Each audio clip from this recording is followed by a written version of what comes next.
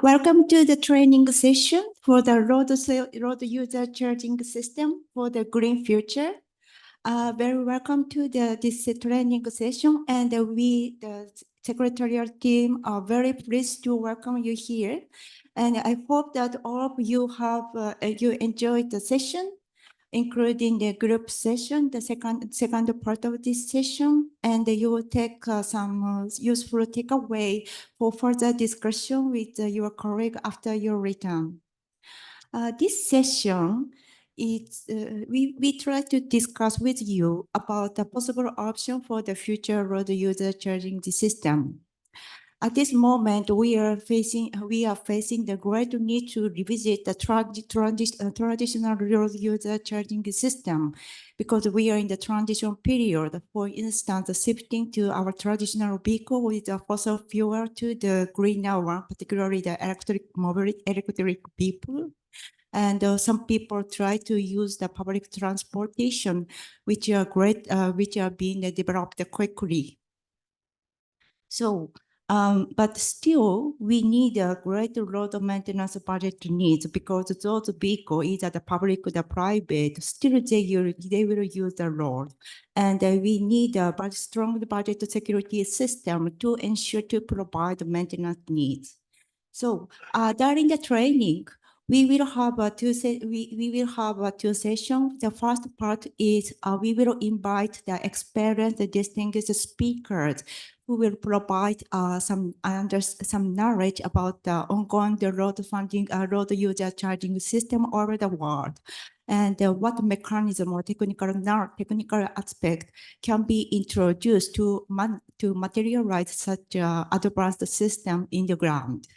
And second session, we will have a great discussion. We will have a case study discussion with our resource speakers, so that such a group discussion will give you the great opportunity to discuss with your colleague that what kind of institutional and operational aspects have to be included in the road user charging system.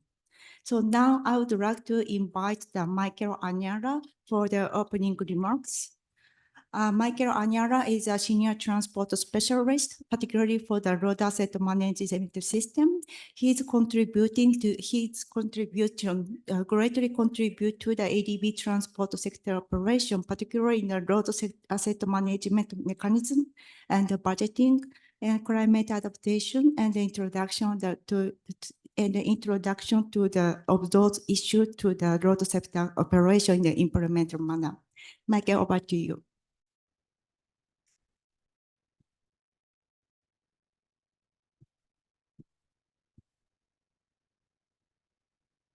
So good morning to all. I know that some people are standing behind, but I'm told that chairs will be brought so that you can get seated.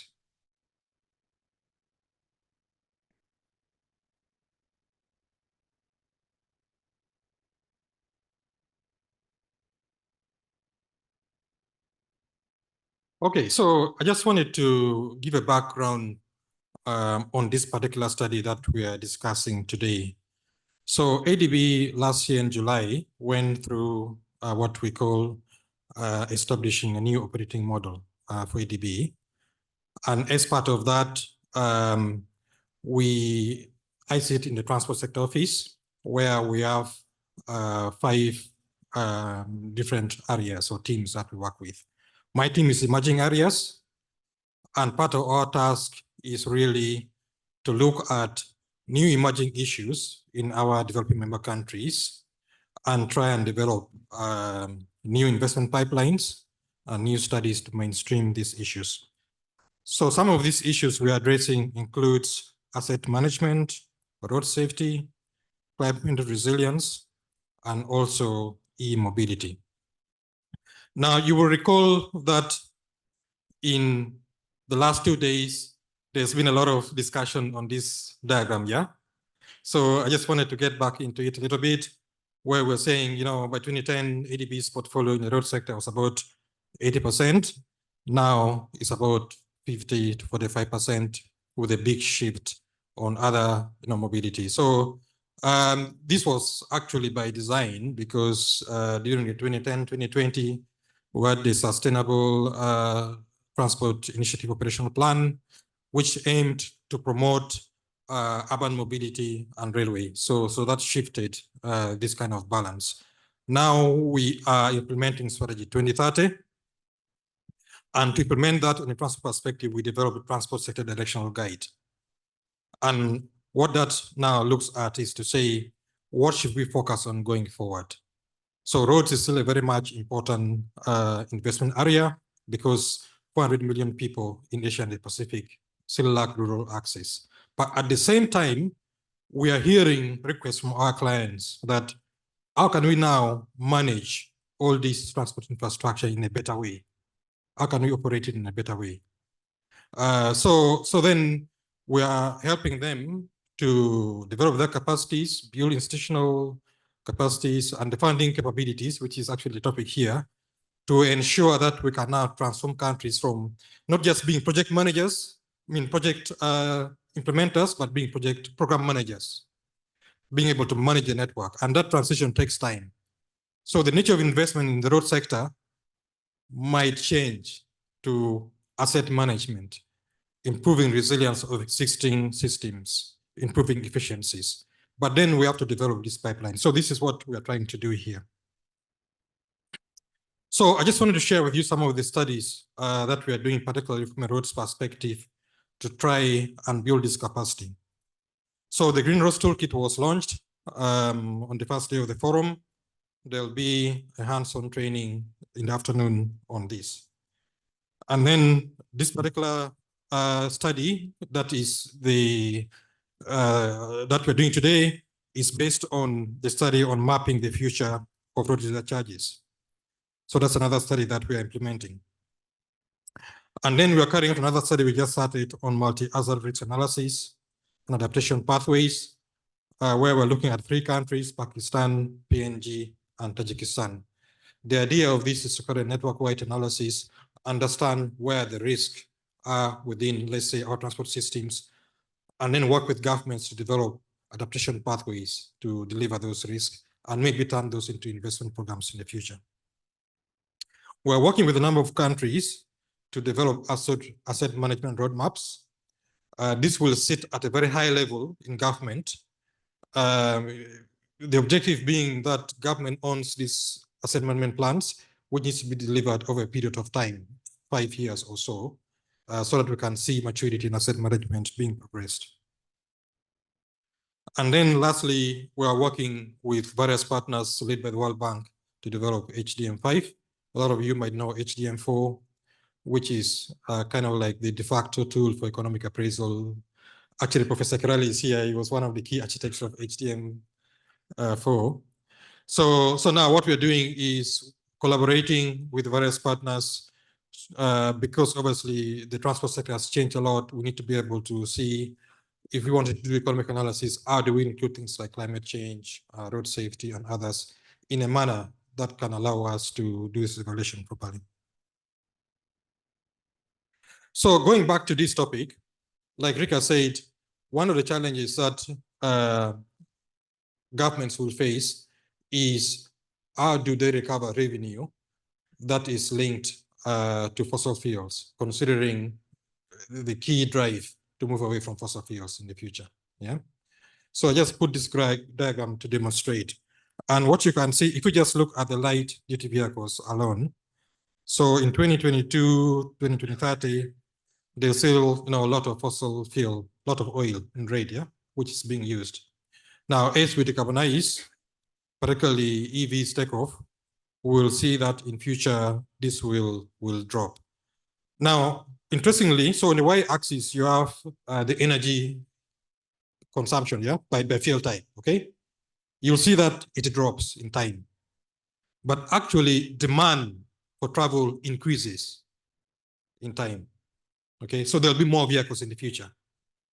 But electric vehicles will be more efficient or are already even more efficient than internal combustion engines. So the overall energy to be consumed by the vehicle fleets, so this is global data, will be much, much lower than the energy we are consuming now in our vehicle fleets, even with less vehicles.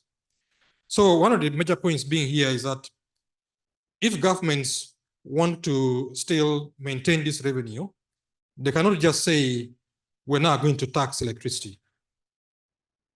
Yeah, because there'll not be enough energy there to tax. And also there are so many other complexities around it. So that's why we are doing this study, to try and understand what could be, the options to transition. So that's one. So now let me go to the objectives of the study. So basically there are three main areas we're looking at. So one is the current funding situation in our countries. We know that even right now, we are not providing enough funding for road maintenance. Okay, so what this study is doing is looking at 10 countries to say, what is your maintenance needs? How much money could you potentially collect from your road charges that already exist? Yeah. And then what's the gap? So how much is Ministry of Finance allocating and road funds and so on? So that's the first study. And we already have the draft reports for this study. It will be published this year, and led by Greg and his team in Indonesia. So this is what will be discussed mostly in this workshop. And then the next part of the objective is to look at technology options. So what technology options already exist to improve the in which you collect user charges? Right now, what is emerging? And then the most important thing is want to come up with some kind of a guide or a framework where project teams, governments can use to say, if I want to improve user charges collection in my country, given the context, this could be the appropriate technology to apply. So that's going to be the outcome of this second deliverable. Then thirdly, we'll work with these 10 countries very closely. Actually, we may select those who are interested. We need to decide. And then we want to work with them closely to say, we now have analyzed the situation in your country. Can we work with you to come up with a roadmap on how you could transition going forward? Okay, I've run out of time. So these are the 10 countries that we are working on. And we'll have lots of discussions during the week to discuss how we work with them. But if you are here from these countries, feel free to approach us. There'll be case studies later on where we've selected a few of these countries to focus on. So we would like to get the best data possible from you. Thank you.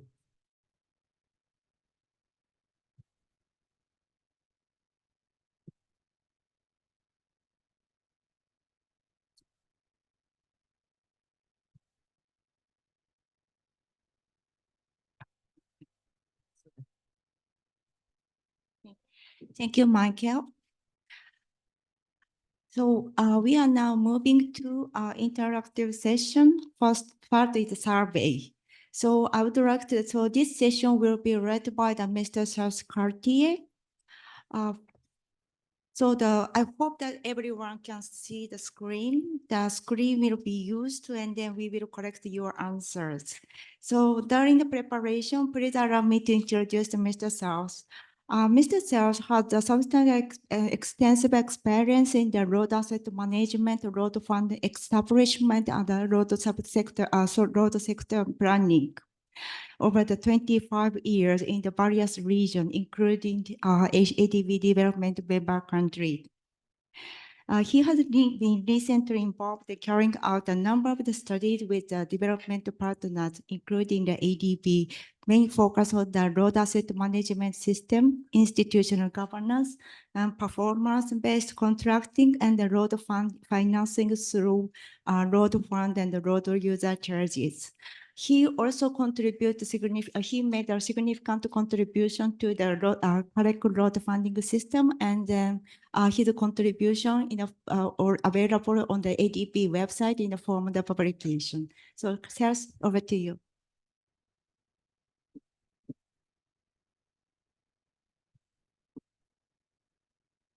Thank you, Rika. Good morning, everybody. It's a big turnout. The session now is to get people into the the mood into the mindset of what we will be talking about today. So we have a QR code up here. Please use your mobile phone to access the site. And we'll go through a number of questions just to get an idea of what people's understanding is of the topics that we'll be talking about today. So mainly talking about road user charges that are paid in different countries and how much of those come from fossil fuels, for instance. I see we have 29 people connected. Let's just give it is everybody connected? No, it's going quickly now. So let me just give it a few more minutes. After this interactive session, we will be going into more detail about what we actually mean by road user charges and what the study results are. What we are aiming to get now is your views and to see what level of understanding and possibly that your work focuses on this topic. Okay, I hope everybody has it now. I think we can move on, Ian. So just to get an idea of who we're dealing with, we just want to see if you're from a representative from one of the developing member countries, if you are from ADB headquarters or resident missions, consultant or contractor, academia or other. So if all works well, you should see these options on your phone as well.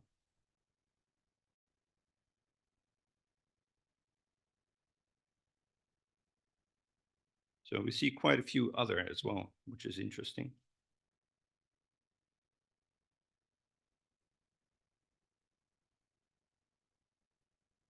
Okay, I think we have nearly everybody. So quite a few developing member countries. So also to look at which region you're actually coming from. This can be the region you live, where you're actually from, or the region that you are working in. So we have the different Asian areas: East Asia, Central West Asia, South Asia, Southeast Asia, but also the Pacific Islands. But some of us are also coming from other parts of the world. Australia and New Zealand. I see a first European coming up.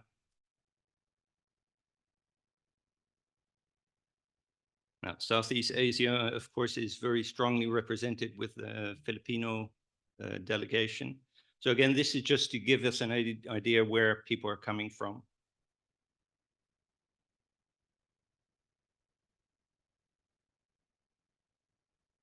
I think we can move on, Ian.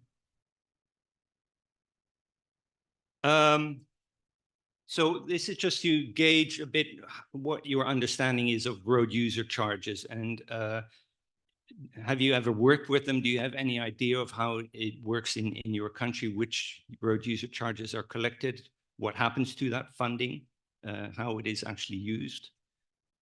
So this is a question to gauge a bit the understanding of the participants.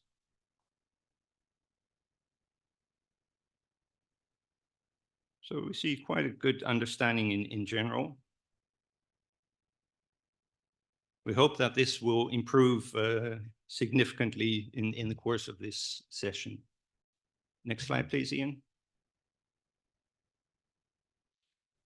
Now, a big part of the session today is the transition to electric vehicles. And we see a big difference between countries. In my country, it's going quite quickly. We're at 6%, more or less. I'm from the Netherlands.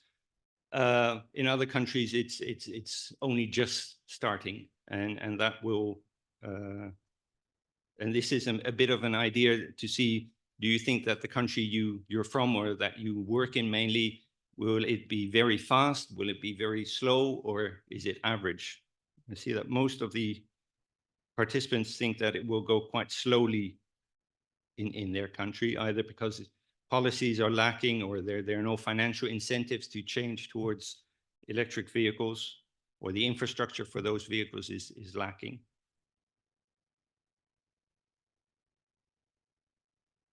Next slide.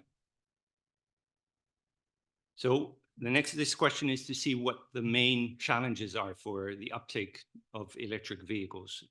Is it because they are very expensive? Is it because there's not much option for you to choose from? Is it the range of the vehicles, which can be difficult in countries where the travel distances are large? Unreliable power supply, or the lack of charging infrastructure, which is key to electric vehicles, of course. So we see that the purchase price and the lack of charging infrastructure come out as the main ones, swapping places all the time. So the availability of electric vehicles is not really an issue. It's not seen as an issue, at least. Next slide, please.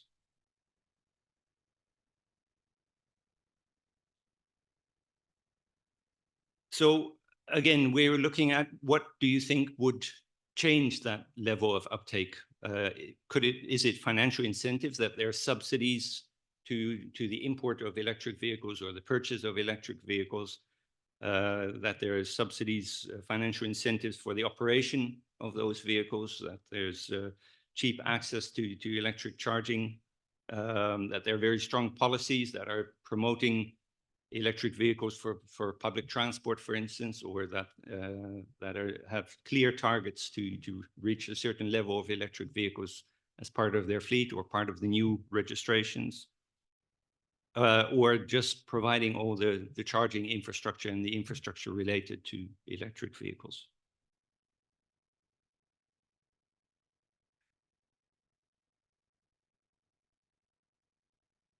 Next slide. That's it. So this was just a bit of a warm-up so that we start thinking about the different topics that we'll be talking about, and we will now have, or I'll leave that to the moderator to explain what we have coming up. Thank you very much.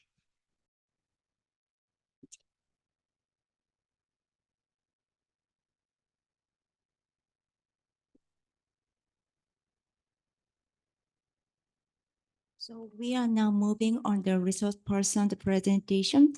Before we are moving to the presentation session, I would like to remind you that we are collecting your question.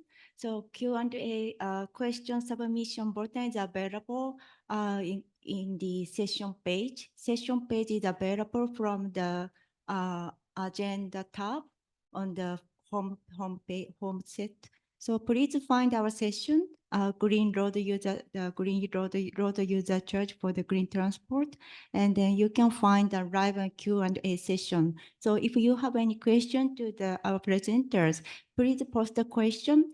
We will collect, and then we will discuss further during the panelist discussion after the presentation session finished. Okay, so now. So I want to invite Mr. Greg Wood. He had extensive experience in the various countries, particularly in the institutional, operational, legal aspect, to ensure that a proper maintenance practice are implemented in the various country setting. He had a certain experience in that area of over the 50 countries in the world. So let us listen to him to know that how the future road user charge system can be implemented in our country setting. Greg, over to you.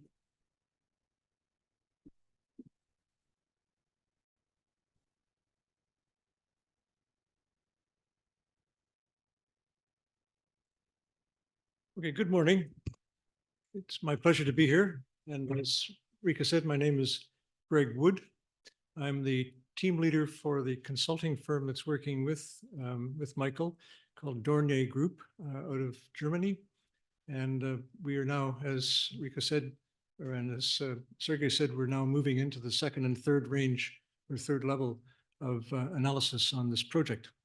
So my job this morning is to go through the first one and lay out where we are, and then that'll be a base for us to talk in the future.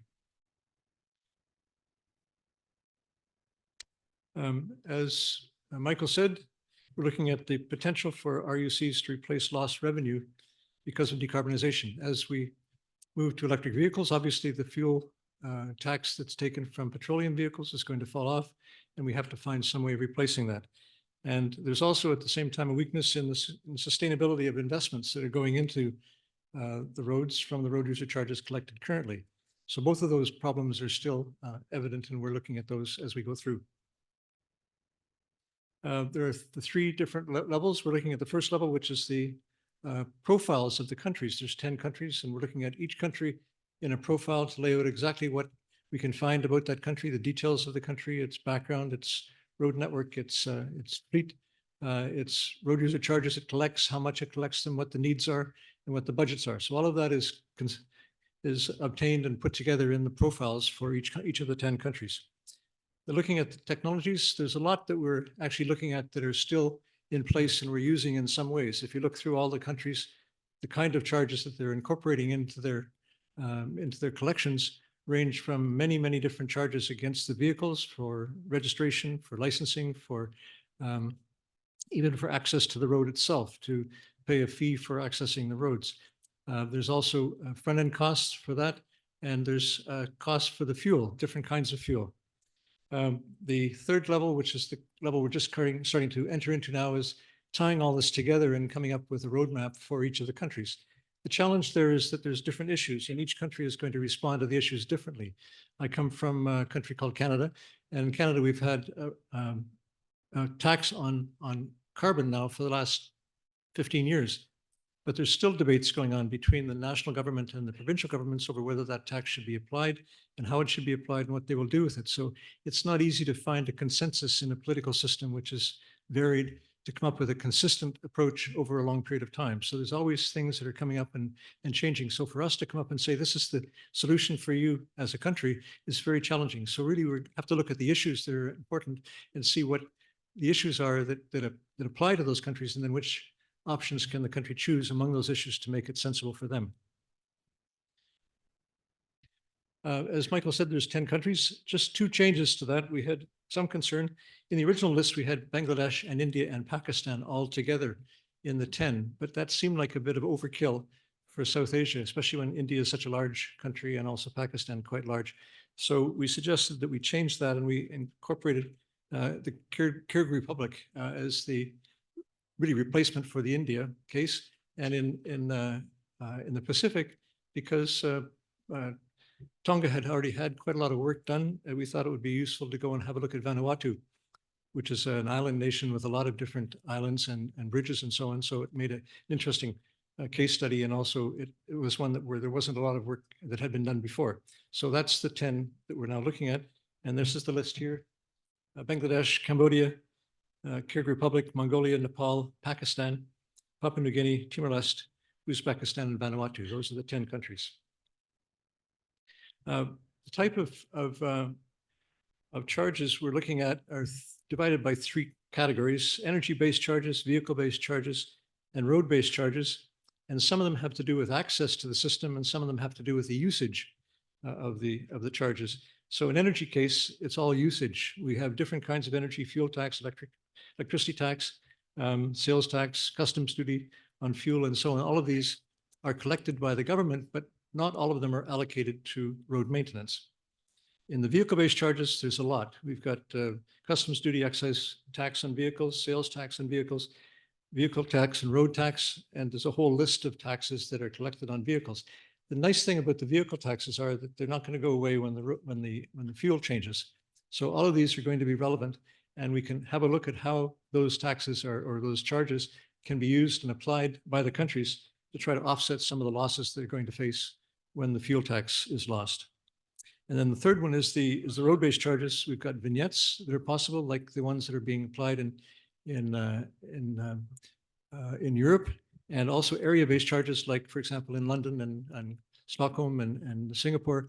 These are area control charges, but are really not road user charges so much as being charges applied to reduce pollution and reduce environmental impact. In addition to those charges, there's usage charges for the road system, and most of those are toll related. So different kinds of tolls that are applied and fines on users. and foreign users crossing through countries such as Cambodia or Laos pay a fee to transfer the country. So those are charges that are applied to the actual use of the road. In terms of the data we're collecting, we collected, as I mentioned, as much as we could for almost every country. We've got 2 or 3 areas that we'll present here as a summary. This is the network information. As you can see, the red buttons here show what the size of the network is. So the 2 largest ones are Bangladesh and Pakistan. And the third one is Uzbekistan, which has got a larger network as well. The other ones tend to be quite small by comparison.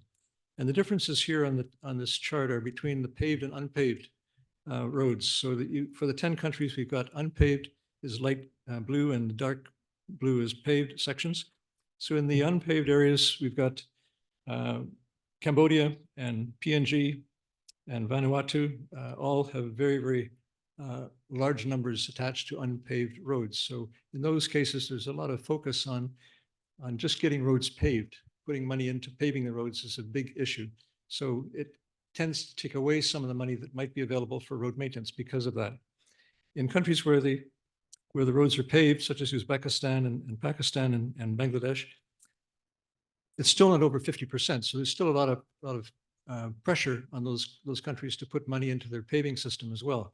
So this sort of tends to be a common refrain that where do we spend the money? Do we spend it on improving the roads and getting them up to a status where they're paved and more usable, or do we leave them in unimproved form as gravel roads? Gravel roads are cheaper to look after, but the quality of service is very poor by comparison. With paved roads, we're getting economic value from the road user cost savings and also from the travel time savings. So both of those are benefits that flow back from the paving process. We also have looked at the road condition data, and we were going to put a slide together to deal with that. But the problem is that we had different methods of collecting road condition data. Some was based on using accelerometers in mobile phones. Some was based on visual surveys. Some was based on using a RAMDAS unit to go and collect data, and they varied in quality. And so we thought putting them all together on one slide and trying to compare them between countries was a bit dangerous. So we actually didn't do that.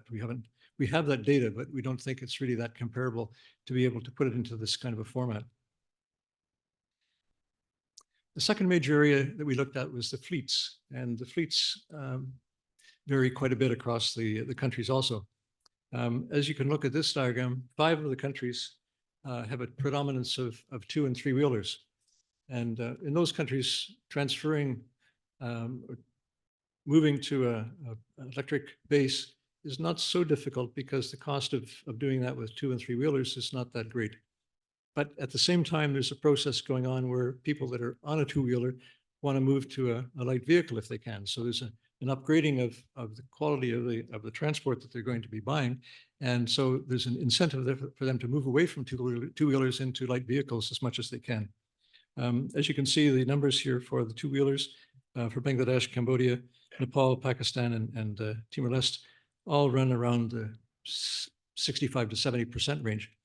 The other ones, Kyrgyzstan, Mongolia, Uzbekistan, and Vanuatu, have almost no 2-wheelers. So in those cases, really the focus is on the light vehicles, medium vehicles, and in many cases really on the heavy vehicles, which are very heavy sources for pollution and also for impact on the roads.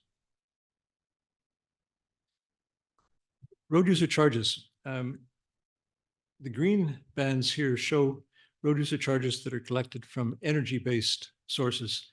So this would mean the charges against fuel, different kinds of charges based on fuel. And you can see that there's quite a strong element of charging through energy-based charges for all the countries, with the exception of Nepal, which doesn't really have any charges. The road-based charges are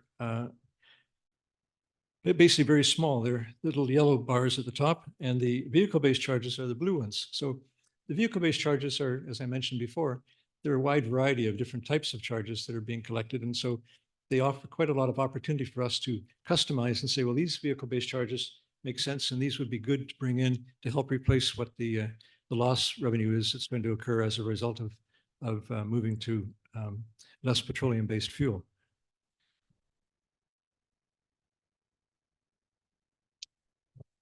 Road maintenance needs and budgets. There's three areas that we're dealing with. One is how much money is collected, and what we're finding is out of the 10 countries, most of the countries are using some form. Some have something that they call a road fund, but at the end of the day, largely the road funds are still controlled at the top by the Minister of Finance. So it's very hard to get the Minister of Finance to give complete transfer responsibilities to another agency that they don't have any control over. So at the end of the day, there really is some national budgetary process that's being used to identify where the money is going to go in the budget, and that includes the roads. But when we look at that, the collections actually are quite large by comparison to what the needs are in most cases. So when we get to the needs, we would hope that all the money that is required for the needs should be provided by the governments, but in fact, that's not the case. So on this diagram, it shows in the dark blue what the actual funding is for the budgets. And you can see it's quite substantially less than what the needs are. Even though the needs are there, we understand them, the money is not being transferred through the budget process to cover the cost of doing the maintenance on the roads as necessary. And that leaves us with the situation where we're going through that cycle where basically if you're not supporting the road with necessary maintenance, it gets worse and worse and worse over time until it finally gets to a stage where you have to rehabilitate it, and then you pay the cost of doing that, and then you start the cycle again, rather than using the cycle where you're just doing routine and periodic maintenance and keeping the roads in fairly good condition and not letting them decline at all in standards.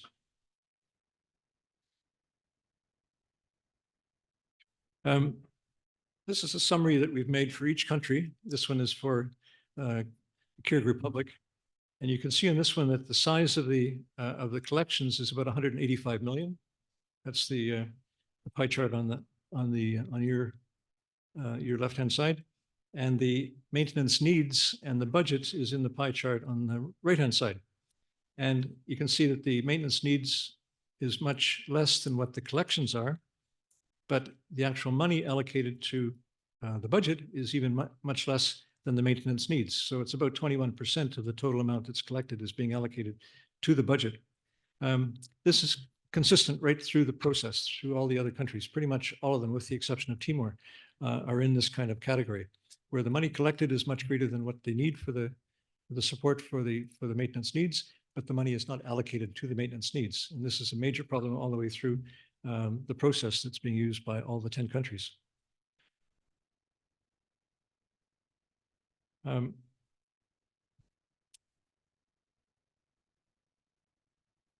The alternative road user charges that we've talked about, that Rita mentioned, where we look at in report 2, where do we go from here? What kind of charges are suitable and will be necessary to replace the lost revenue and make sense? We've gone through 2 filter processes. One is looking on the left-hand side here with the different kinds of collections, fuel taxes, import duties, registration fees, and so on.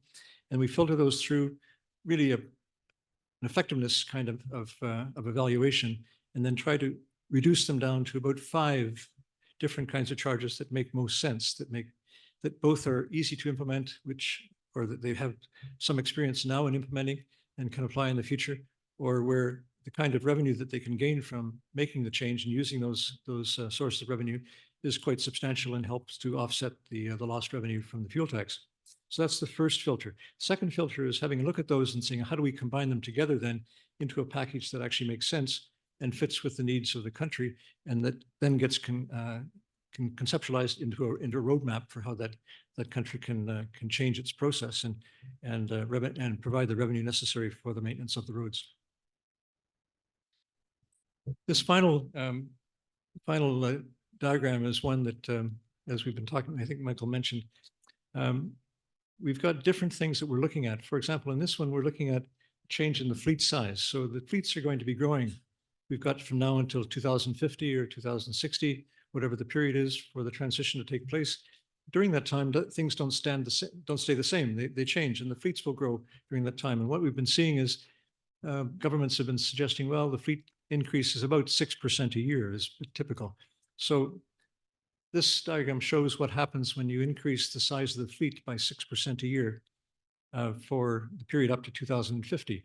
But during that time, we were trying to test in the modeling what happens if you put enough electric vehicles in the system to replace the full fleet size by the end of that 2050 period. So that means about 4 to 4 and a bit% a year for electric vehicles coming in. So we have the 20% replacement every 5 years. And as you go through this diagram, you see these different steps are about 5 years apart. And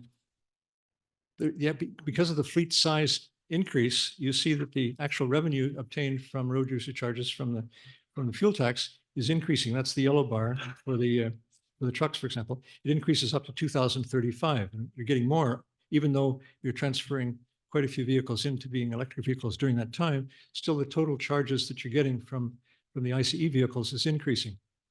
After 2035, the 20% rule starts to kick in and it starts to decline. And by the time you get to 2050, you're down to zero, and all the money that you're getting at that stage is coming in through whatever the charges are you've been imposing on the system for electric charging up and so on, that is picked up by the electricity side. So that you're increasing up to a middle point where you've got the maximum use of revenue from the fuel tax. And then after that, the transition takes place and it's dropping off and you're getting more revenue from other sources. So this is the process we're following. And I think by the time we get to putting these plans together for each country, we have a whole series of options like this that we have to assess. We don't know what the choices are going to be for each country. Each country has got its own set of decisions to make about what they would like to do with their country in terms of the different options. What we have to do is show what the implication of those options are that the countries can then examine, and they can say, okay, because of that, we will choose to do this or do that with our road user charges. Okay. Thank you very much.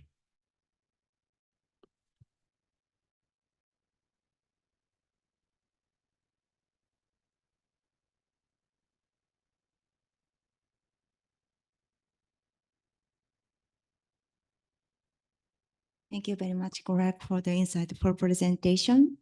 Colleagues, you will be given the opportunity to ask some questions after the whole presentation finish. So please prepare yourself. So I would like to invite Ian Greenwood.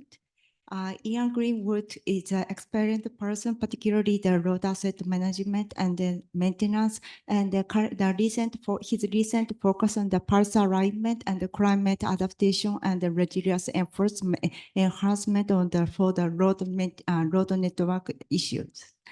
He had a substantial experience in the various countries, including the ADB member country, and he had a partnership with the ADB team for the various publication and the guidelines for the DMC. Ian, over to you. Thank you.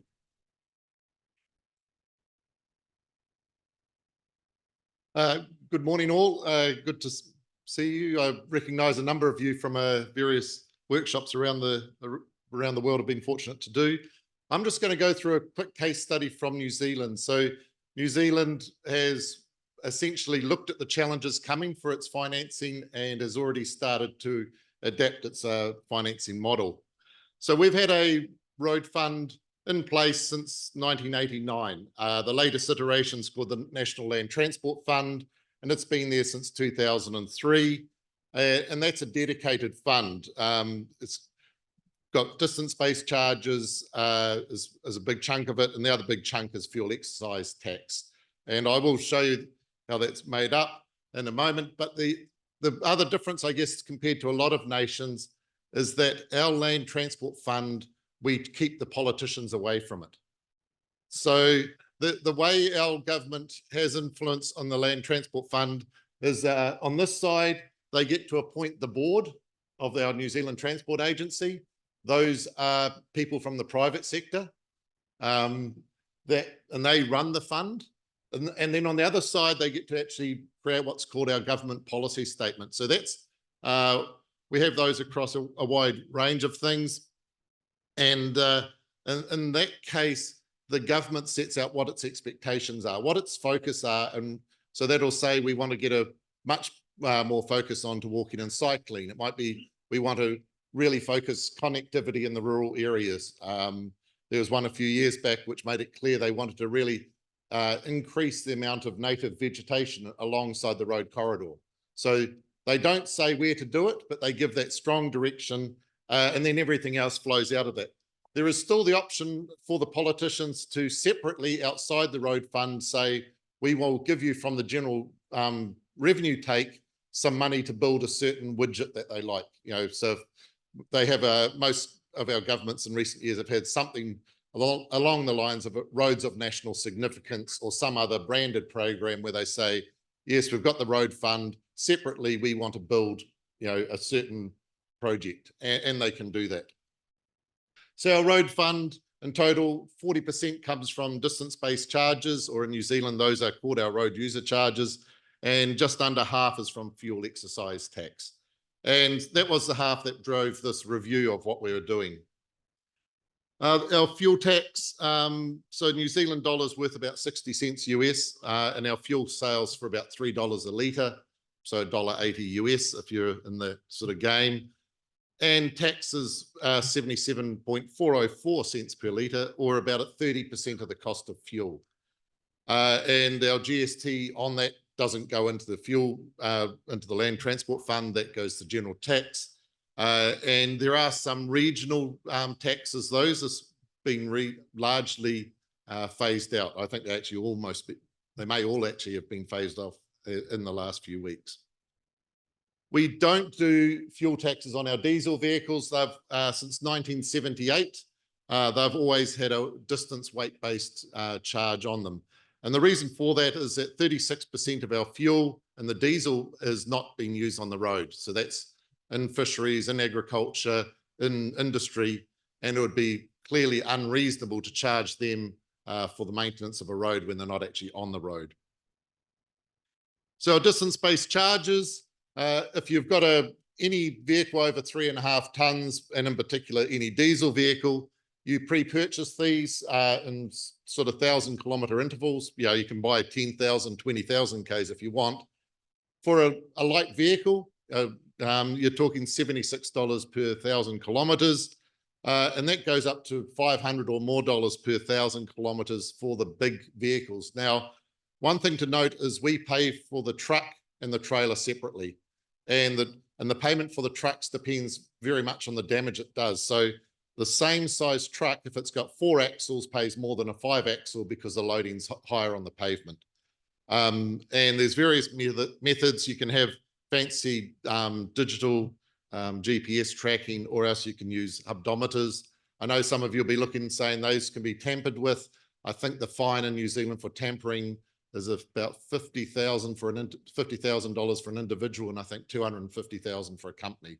So, you know, people tend to not do it. Where the money goes, I won't go through in detail, but the state highway items are fully funded by the Land Transport Fund. Most of the others are sort of 50% subsidy into the municipal councils. We had a EV exemption for light vehicles, essentially electric cars, and that's been in place since 2009. That has survived, or did survive, multiple governments. Was put in by the right leaning, then went to the left leaning, and everyone, they collectively agreed that, oh, hello, Alexandra. Looking good there. If we can get that back again, that would be excellent at some point. Any screen's a good screen. At this point, I can juggle, only one ball at a time though.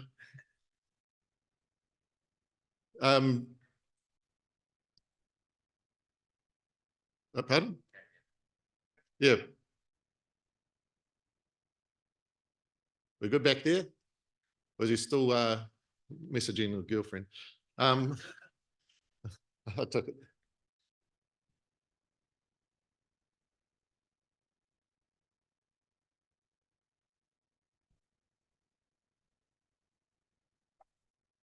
It's all good.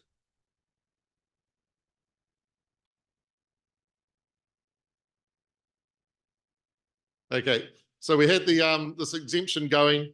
What it actually required was each government every year or two to actually extend it. So by default, it kept on expiring, and that kept on going. And the general view was that they would, once we got to 2% of the national vehicle fleet, they would actually stop doing this exemption for road user charges.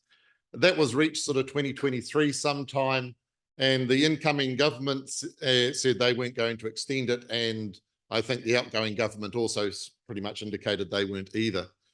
So now they pay their own way. The chart down the bottom here, out of interest, shows you the impact of policy decision. And this is really critical to the work that Greg has been talking about. So our electric vehicle uptake consistently sat at about 6% of the new vehicle fleets coming through. There was a period there where someone went in, the government said, we'll give you $8,000 to buy an electric vehicle. That put it up to sort of the high 20s. There's a little surge right before they got taken away as everyone desperately went to make use of it. But then as soon as that came off, it's dropped back down to that 6% range. So a lot of the work we're looking at here, we can do the technical work and say this is what a policy will do, but you know what the politicians decide to do around their policies actually has a really big impact. But collectively, all of that got us to 2% of the vehicle fleet. So that reflects, you know, several years. You know, you start looking, going, oh, we've got 20%, we've got 40%. It's 40% of the new. So it's a very slow actual transition. There's also one in place at the moment for electric heavy vehicles. Again, that was talked about being there until they got to 2%. I think they've now just said, no, we're going to tidy this all up. And at the end of next year, that exemption will also disappear. So our electric vehicles, our light vehicles, low zero emission vehicles, they now pay to use the road just like everybody else. So if you're got a fully electric car, got your Tesla, you pay $76 per 1,000 kilometers in line with, you know, your equivalent diesel utes or diesel vans that have always paid.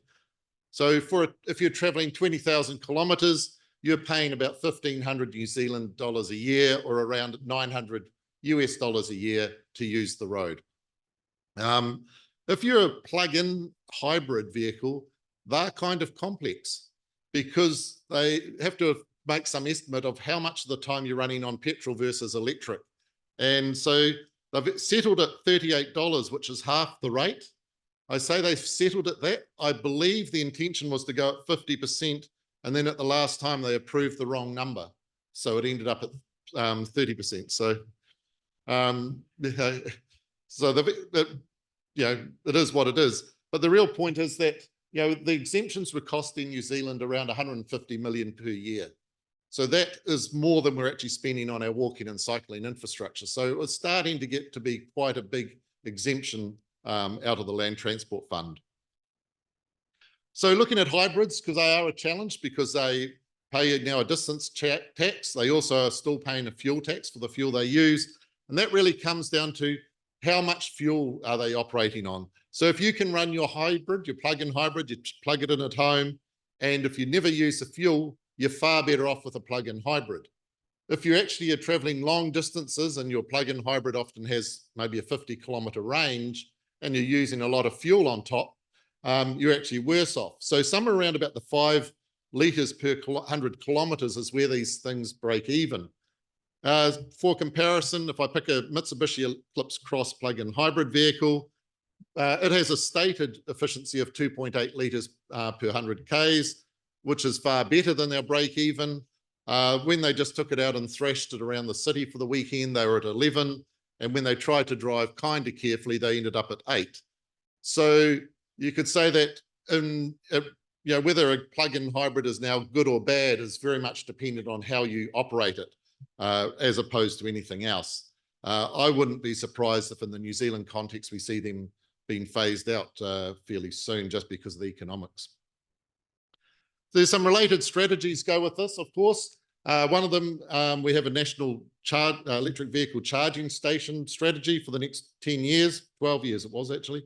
The box there in red is probably the main part.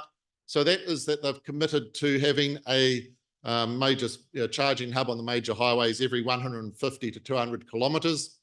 I'm not sure how close we are to that. I think probably on the main highways, we're not too far off. You know, even most small towns will have a couple of charging stations, whether it's at the supermarket or at the library or some type of facility. I think the bigger one's going to be the challenge of the 600 in the rural areas. I suspect they could probably go alongside the schools which are out there, but many of our rural areas don't actually have a lot. I grew up in the country. it's 15 kilometers from where I live to get to the nearest shop, where my parents still farm. So, there are still remotish areas in New Zealand. And then the other big one, and this is really announcing where they're heading, and this is coming through in the government policy statement, which is what I said at the very start. This is how the government says, this is what we expect New Zealand Transport Agency and our Ministry of Transport to get on and deliver. And they said they want to move everything to the road user charge or distance-based charge system. So that's been stated in our government policy statement. It also will allow them to do congestion charging during peak hours, so using the same technology. And they expect it to be in place over the next 10 years. And so the New Zealand Transport Agency and everyone else is now working through that. They do note that this is actually seen as being more a progressive approach. So that in terms of fuel taxes, typically your poorer people have the older, less efficient cars. So as a result, they are paying a disproportionately high amount of fuel tax to use the road. Whereas with this, they actually just pay for the charge itself. So that's all I was wanting to cover. There's some time for questions later on, I do believe.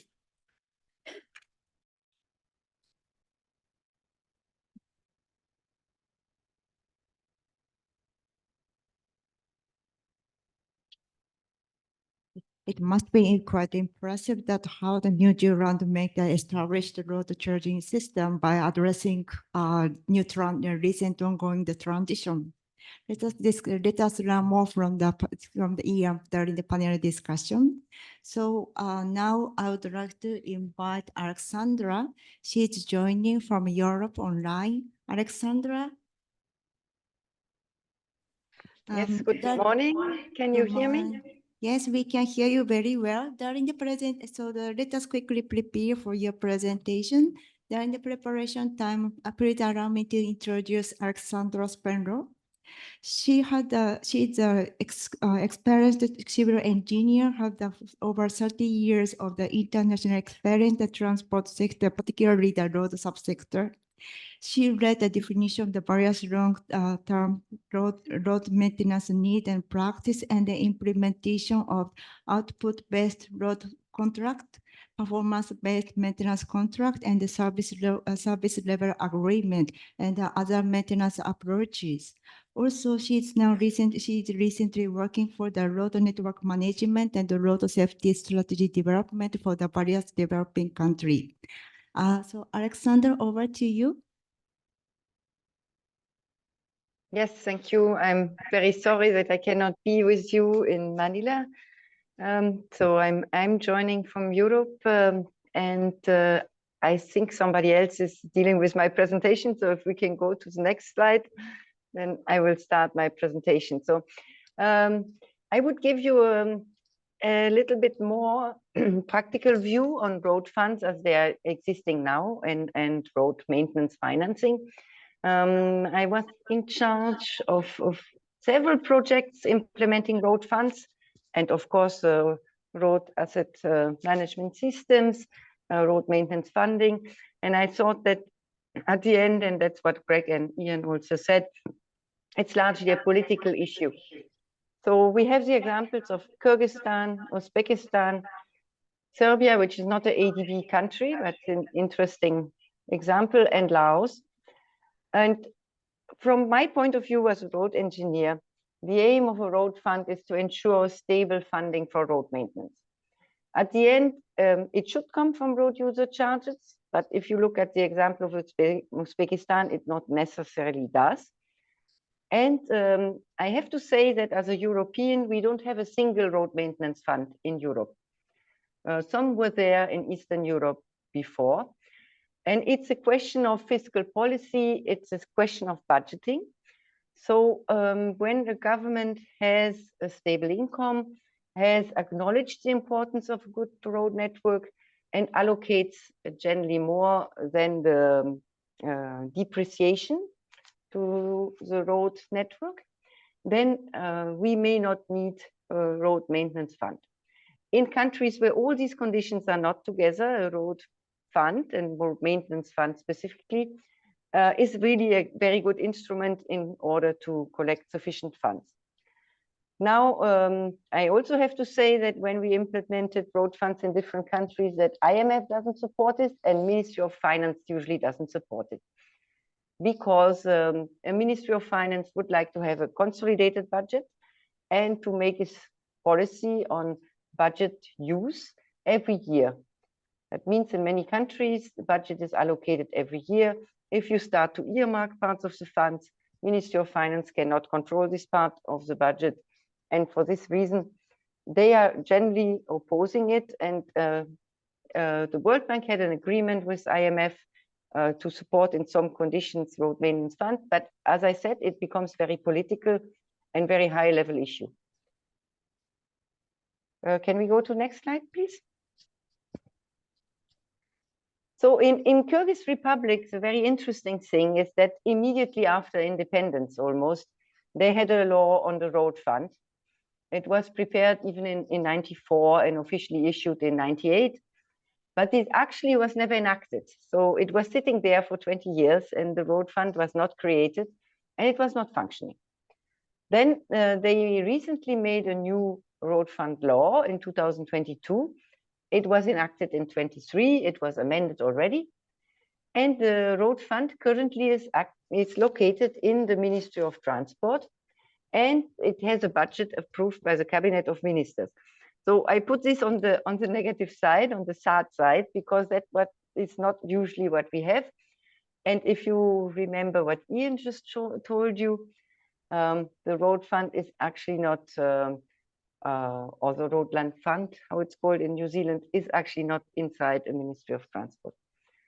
Now, according to the law, almost all activities of the road network can be financed, including new development. And this is another discussion. So it's not a road maintenance fund, it's a road fund. In many countries, I would advocate for road maintenance fund that deals with maintaining the network as it is. If it's development, then it is something different. It should be decided by Ministry of Transport, political level, whatever, but it should not take away the money allocated to the maintenance. So according to the new road fund law in Kyrgyzstan, the road fund should receive minimum 50% of the fuel tax, which is a large amount. So since the creation of the road fund, the budget has indeed increased. For 2024, the current budget is 4.4 billion Kyrgyz sum, which is about $51 million, and from which, unfortunately, only 21 are for maintenance. The money allocated currently is more than 50% of this fuel tax, but in practice, it is not calculated based on the fuel tax income. It is not directly raised by the road fund, but it is allocated for the time being by the budget. So as we have a very new road fund in Kyrgyzstan, it is something under development. The other interesting thing in Kyrgyzstan is they have an ongoing discussion on raising additional funds for road maintenance. So there is a proposal of a policy of 1 som per liter, which would be an additional charge to the fuel, or installing of distance-based truck tolling. In this case, it is an interesting discussion because the distance-based truck tolling is, let's say, new technologies with gantries and video cameras and controlling and charging only the heavy vehicles, where the fuel tax, of course, will apply to all vehicles. This discussion has been ongoing now for quite some time, and decision making on such matter is difficult. And initially, when I was still planning to go to Manila, I would have liked participants in the workshop to put on a paper the advantages and the disadvantages of a fuel tax versus truck tolling, distance-based truck tolling, in terms of revenues, in terms of political acceptance, in terms of efficiency. And it would be a very good example to consider in terms of moving to new road fund generation. Can we move to next example? So in Uzbekistan, we also have a very interesting example. The road fund, again, was established immediately after independence. And Uzbekistan is an interesting example because they have a lot of funds, not only for roads, they have funds for schools, they have funds for hospitals, they have many funds. It was in 2003 put under the Cabinet of Finance, under the Ministry of Finance and under the Cabinet of Ministers. The interesting thing is in Uzbekistan that it received very little in terms of road user charges, but the incomes were mainly the corporate tax on businesses. They got a fixed share of this corporate tax, which is not directly linked to road users. However, it was working very well. When I was in Uzbekistan in 2009, this road fund was working like a road fund. It was collecting its revenue and it was overseeing the spending of this revenue. Then Uzbekistan created a Ministry of Transport only in 2019. That is also an interesting fact. Before there was a committee of roads or roads organization, a railway organization, aviation organization, but not one Ministry of Transport. They created it finally in 2019. And at almost about the same time, they abolished the corporate tax. And with this, the road fund lost its main income. So it was then integrated in the Committee of Roads. And as the corporate tax was over 60% of the road fund income, it was becoming meaningless. It was not anymore covering the maintenance needs. So currently a road trust fund remains with a separate account and still collects some road user charges which go to the road sector, but it's not functioning like a road fund anymore. Currently, there are budget transfers, and Uzbekistan is well, let's say a lucky country. It's not 100% covering the needs, but the transfer of the budget is relatively reasonable regarding to the needs. And the road fund itself was transformed into After Euroinvest, which is now dealing with implementation of internationally financed projects, which is not a road fund anymore. At the same time, developments in Uzbekistan are that Uzbekistan is developing PPPs. They are looking at toll roads, toll tunnels also. And they still have a lot of work on, we call it unbundling the road sector, to have reforms in the road sector to clarify the roles and responsibilities. I like the example of Uzbekistan to show that not only how difficult it is to implement a road fund, but how difficult it is to keep a road fund going over time. Let's see the next example. That's the example of Serbia, yes. So in case of Serbia, we don't have a road fund, and there was never a road fund in this country like many other countries. But Serbia established a public company for roads, PERS, in 2005, which was in charge of maintenance, construction, and overseeing under the Ministry of Construction. Although there was no road fund, the road law earmarked 10% of the fuel excise tax and several other levies for the roads of Serbia. And 10% of fuel tax in Serbia was actually quite a big income. So for example, here it was 46 million. Serbia is not a very big country. The problem is that although the law of roads earmarked this 10% of the fuel excise tax, since 2012, this did not ever reach PERS because budgets are still allocated annually by the Ministry of Finance. And in 2015, the law was revised and the threshold was abolished. So PERS has its own revenue. That's another interesting thing in Serbia. Serbia has toll roads which are managed directly by this public company. So the revenues from the toll is sufficient to cover the maintenance of the highways and a little bit of the other network, but not enough to cover the maintenance of the whole road network, which is something we cannot expect actually. But they have it, let's say 50% of their income is their own resources from the toll.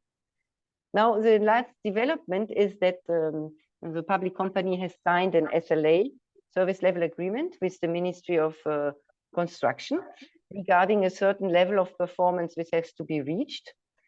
The idea of the Ministry of Construction is that the company should be self-sufficient. So they get still some subsidies, which are decided by the Ministry of Finance every year. But if you see the subsidies in 2022, it is only $27 million. So the roads are actually very largely underfunded.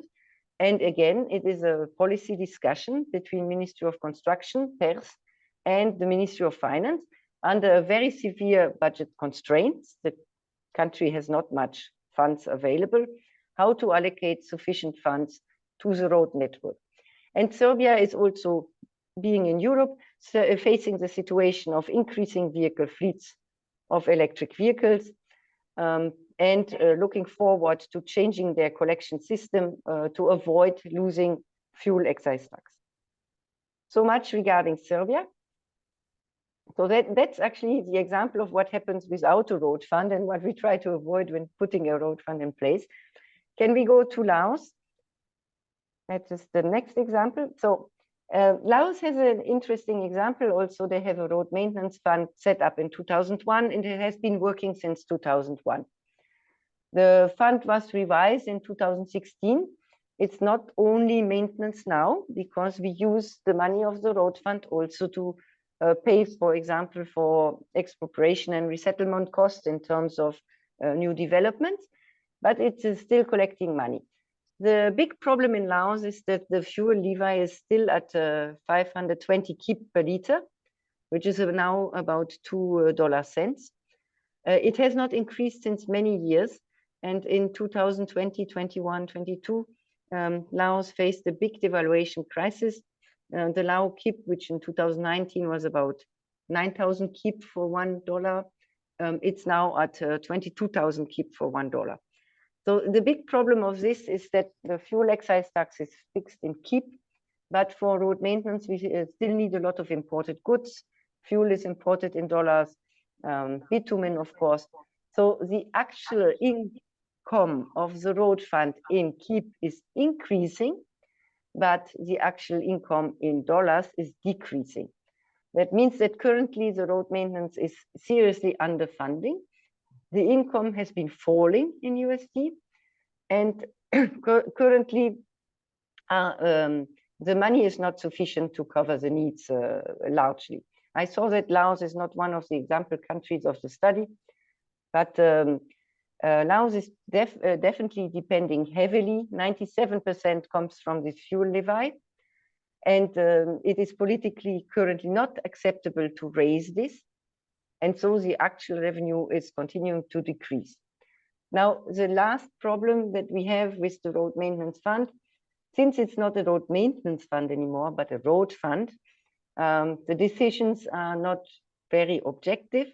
The road fund was also put inside the Ministry of Transport, which is, from, let's say, a theoretical perspective, not a good thing to do. And due to budget shortage of the government generally, the road fund income is used for many things, not just road maintenance and not just roads. That's the example in Laos. And now I would like to make some conclusions. So, excuse me. The big thing is how to keep the momentum. So we need a national commitment and national awareness of Ministry of Finance, basically, and Cabinet of Ministers and the higher level institutions, higher than Ministry of Transport, on the importance of keeping a good network together, socially and economically important. And if we cannot promote road maintenance at this level of the government, it will be very difficult not only to put in place a road fund, but also to keep a road fund. So ADB, World Bank, all the lenders are playing a supporting role here, have the policy dialogue with the government. In Kyrgyzstan, it happened, in other countries, it's happening. So this is where lenders can help. But at the end, to keep it for a long time, as you see, lenders can only play a marginal role. You have to educate your own political leaders to accept the importance of road maintenance and accept sustainable funding. We are not necessarily saying road maintenance should have been a very high funding. But the worst thing which is happening is the unregular funding. The stable funding and the regular funding is the main thing. So the long-term sustainability of road funds and road maintenance funding can only come from the policy dialogue with Ministry of Finance and of course of the monitoring. And that's where the service level agreements, in my opinion, are very important to show the impact of the lack of road maintenance. We all know it, but we have to demonstrate it on the effects on the economy and on the lives of the people. I think I finished here. Thank you very much. I hope I was audible. And if there are any questions, I will remain online. Thank you. Thank you very much, Alexandra. It must be too early in your local time, but thank you very much joining here. Please stay online, Alexandra. We are now moving to the panel discussion. So I would like to invite the panel here.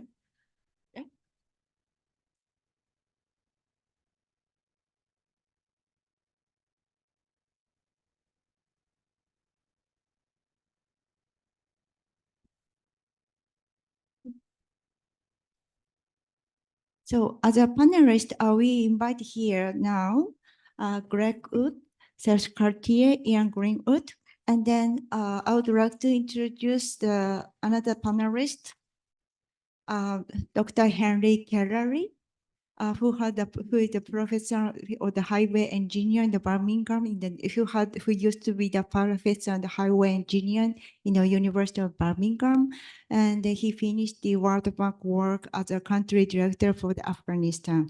His background is the highway engineering and road asset management, and he had a great contribution. He made a great contribution to HDM4 development.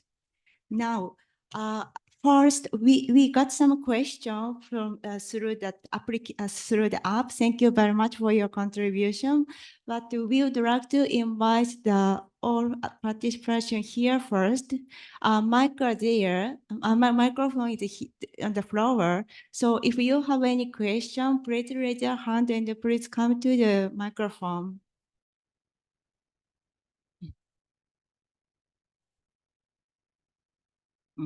Okay.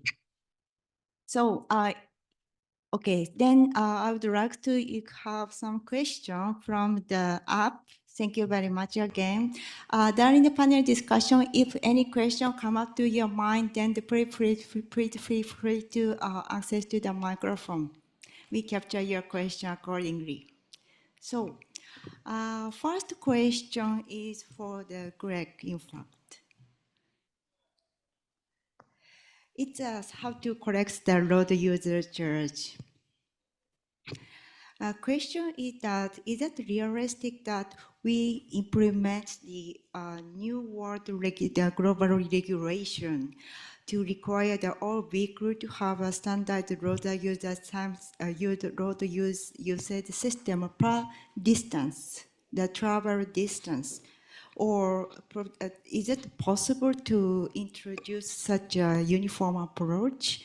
Or probably we better to establish some customized approach per the big type of the vehicle or something.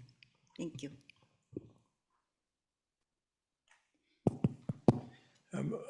To respond to that, I think I turn also to Ian's presentation.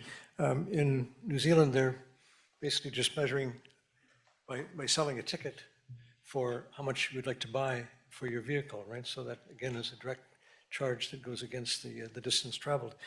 The other option that we've been seeing gradually coming in is what's called GNSS, which is a system which they're developing in Europe, where they're using satellite location for identifying where the vehicles are as they're traveling on the network.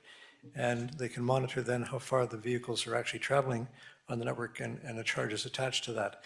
So it's still in its embryonic state. It's not really well developed yet, and it's not really being generally applied, but it has the basis for charging for distance for use of the vehicle on the road, and it replaces almost exactly what would be the equivalent case where you actually pay for the distance traveled through the fuel used.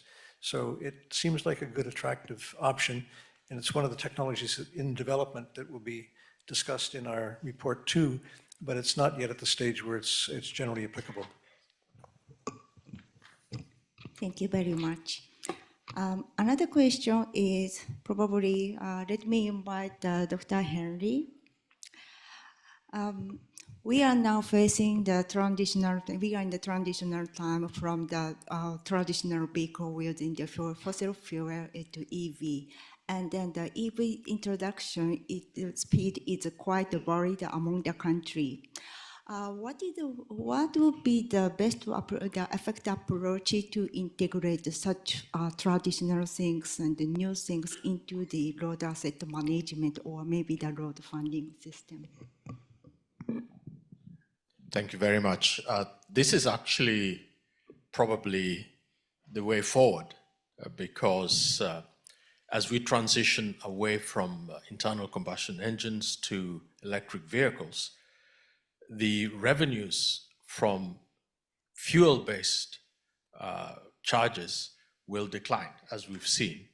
So the way forward really is distance-based charges and access-based charges. Using fuel as a proxy for charging mechanisms, that's an indirect charge. In fact, most countries, it is a tax as opposed to a charge, and there is a difference. The economists will tell you if it is a tax, it goes to the general budget, and that is why ministries of finance do not release it back, because the legal system in the country defines it as a tax. And there's no right as such to claim that because it is paid by vehicle users, it should come back to the road sector. So the mechanism for the future is really a user charge, paying for what you use. What the New Zealanders have tried to do is to set up such a system where you're paying for use. Now, the other important point which Alexandra raised is being able to link it to the road asset management system, to be able to demonstrate that what is being allocated, first of all, is being used correctly, and secondly, what is allocated, whether it's enough or not enough, you need an asset management system, and you need a dialogue with the politicians to be able to demonstrate that what you're allocating to us, this is how we're using it. It's either enough, and if it's not enough, then this is what we expect our road network to perform. So that link between the financing and the maintenance and impact on road network condition needs to be made to the politicians, because they're the ones who make the decision. Thank you very much. And then related to the road asset management, particularly the effective road user charging system, Ian, New Zealand had a quite a comprehensive road user charging system already. And the funding model appeared to rely on the robust medium and long-term planning with limited direct political input. So we have to pursue some balanced way. Are you able to elaborate more that how the New Zealand arrived at the current situation, and probably how the political will might intervene in the process? Yes, so New Zealand, I guess if you look back in the sort of 70s, we were a very wealthy nation, and then we went very backwards very quickly. And that resulted in us having to figure out how to do more with less, and in some cases more with nothing. So from a very early age, I guess, we've been quite at the forefront of asset management, and that really now goes right through everything. So our legislation on municipalities, for instance, is that they have to consult on 10 and 20-year plans of how are they going to look after everything, how are they going to fund everything. And that figure that I skipped over fairly quickly and just showed where the government influences.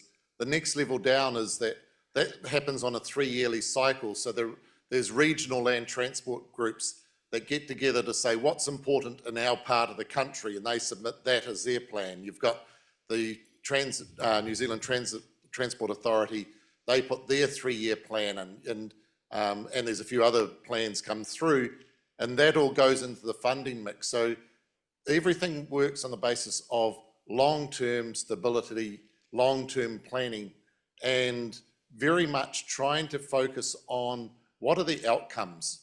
So when the funding comes back down and they're saying, this is the amount of money that's going into the, or coming out of the Land Transport Fund for routing maintenance or resurfacing, that's not picking projects. That is picking budget levels and expected outcomes. And then, you know, the actual, do I seal this piece of road or reseal that piece of road?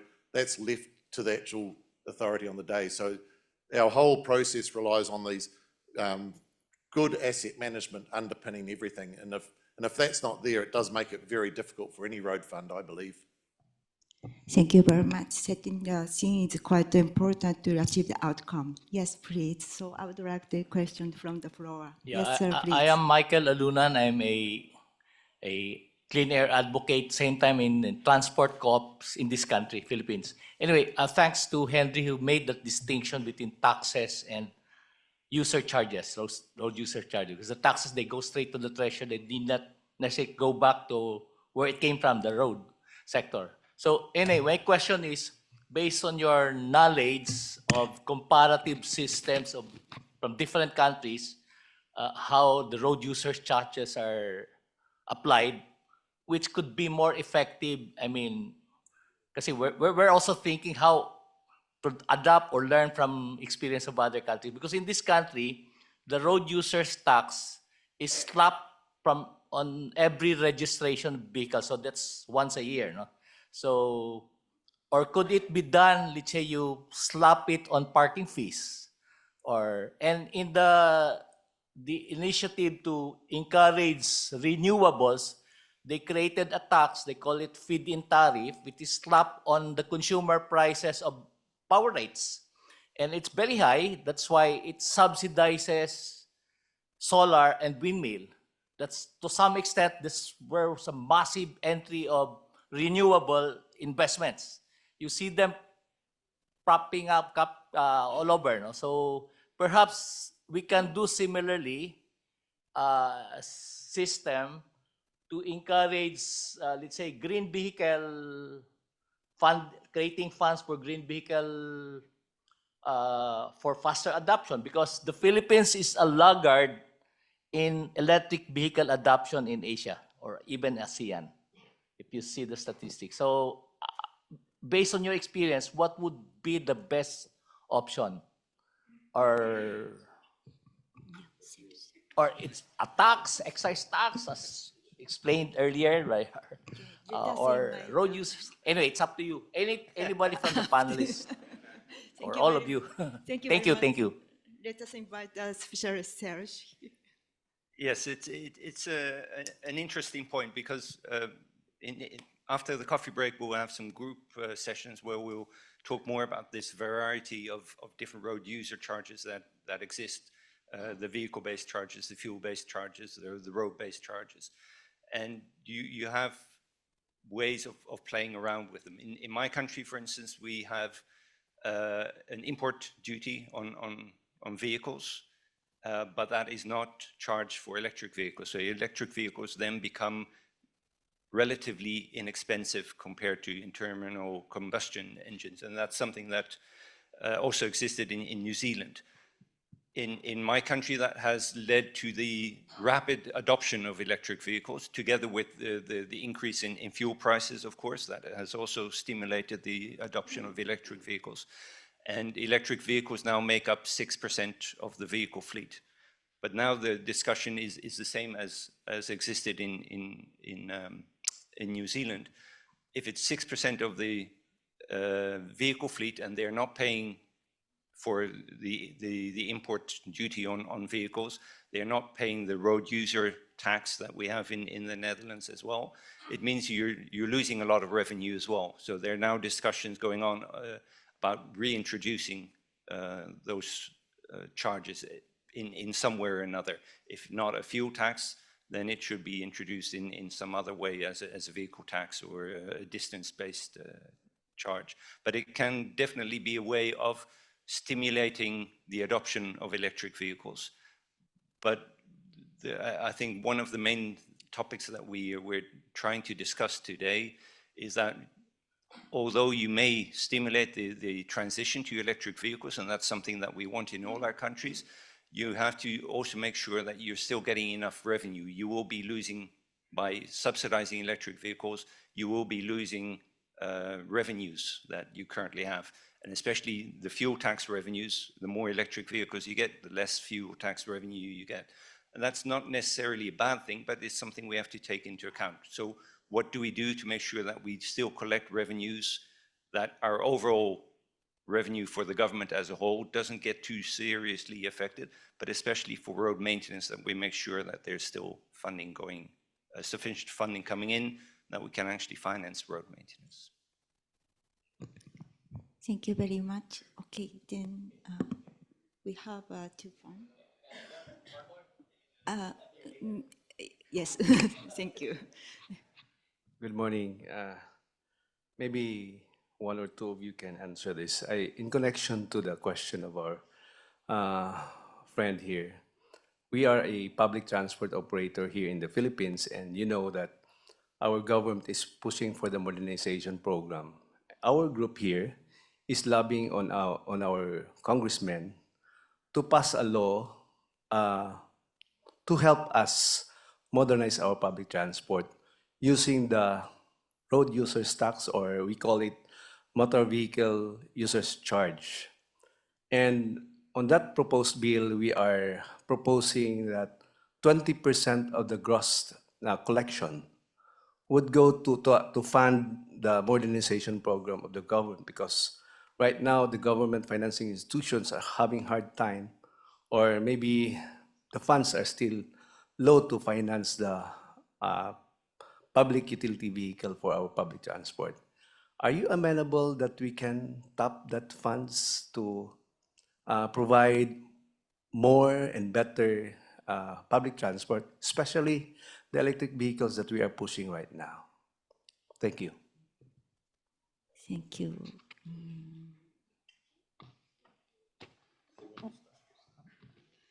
I think, there's two separate questions going on. One is where you bring the revenue in, but I pick up your point that a number of countries are wanting to modernize their public transport fleet, and especially if it's currently operated with very small operators with one or two buses, or whatever it happens to be, the cost of transition can be very high. So how you support that to transition is, I think, it's a valid question, and it's a real question.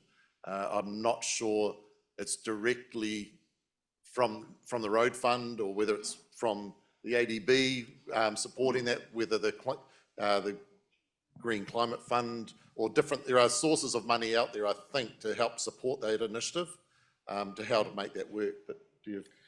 Very quickly, I think the starting point is to look at who are the beneficiaries, what are the benefits of public transport, who benefits from it, and therefore, once you've determined the beneficiaries, you can decide whether those beneficiaries should pay or it should be subsidized if there is a social benefit component. It could be broader benefit to the community, in which case the funding for public transport should come directly from government, at least some component of it. A good example actually is rail, where when you look at passenger rail, in many countries you subsidize passenger rail simply because you are creating a greater social benefit. And that is a similar sort of thing that I think you're talking about, but happy to have this chat offline. Thank you. And then probably I would like to invite, this might be the last one since the timing is running. Yes, please. Thank you. Thank you very much, panel members and colleagues. My name is Roy Mumu. Until 2 weeks ago, I was Secretary for Transport, so now I'm an advisor. So, good morning, Professor Enrique Raleigh. We meet again. I was the inaugural CEO of the PNG Road Fund 24 years ago.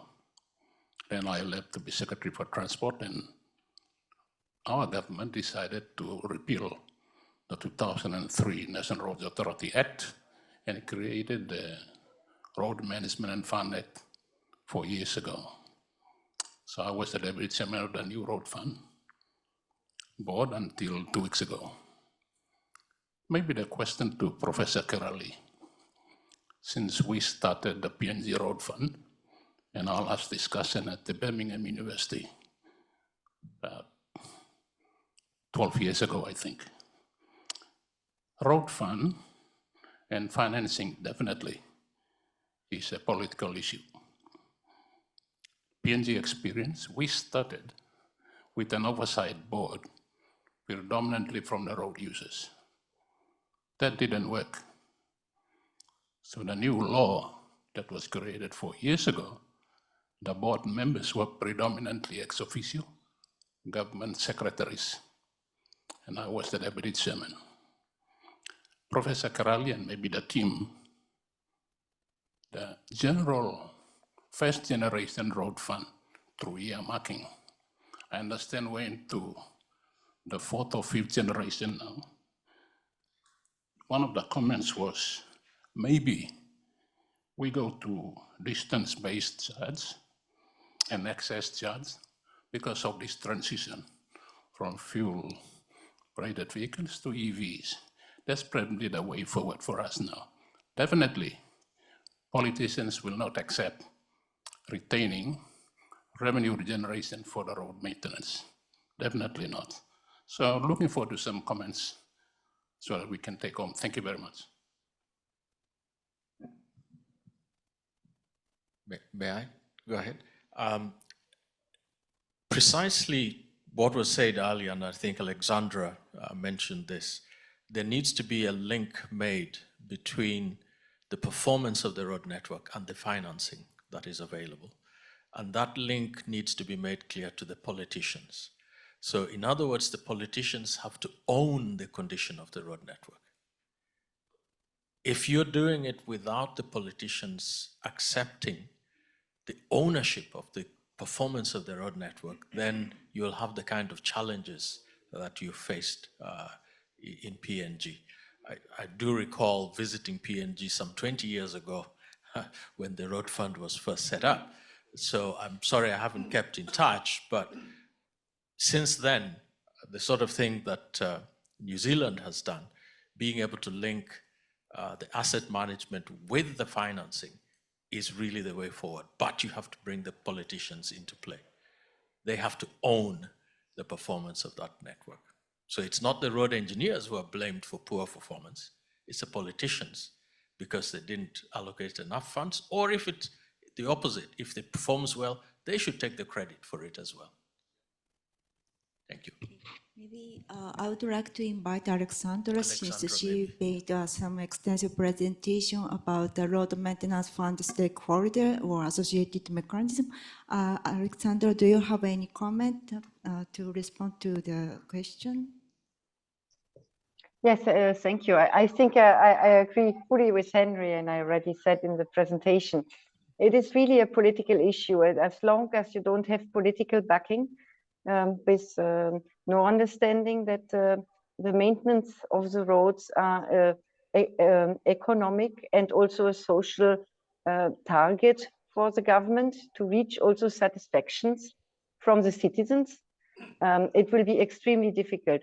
So the road asset management systems or the service level agreements, they give us tools to monitor and to justify if the money is spent correctly, if the money is sufficient or not. This is all things technicians can do. But if you have a government which says, anyway, I have other priorities and let the road network deteriorate, then basically you cannot do anything.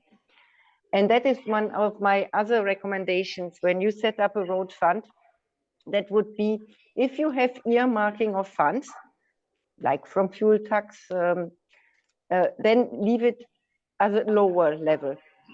I think Ministry of Finance can accept, maintain a stable lower funding. If you ask for earmarked funds for high level, it will not continue after 2-3 years. At the very instant where there is a budget shortage and the needs in other sectors, your law will be broken or it will be changed, and all the efforts will be spent for nothing. So it's very important to be modest, to go by steps.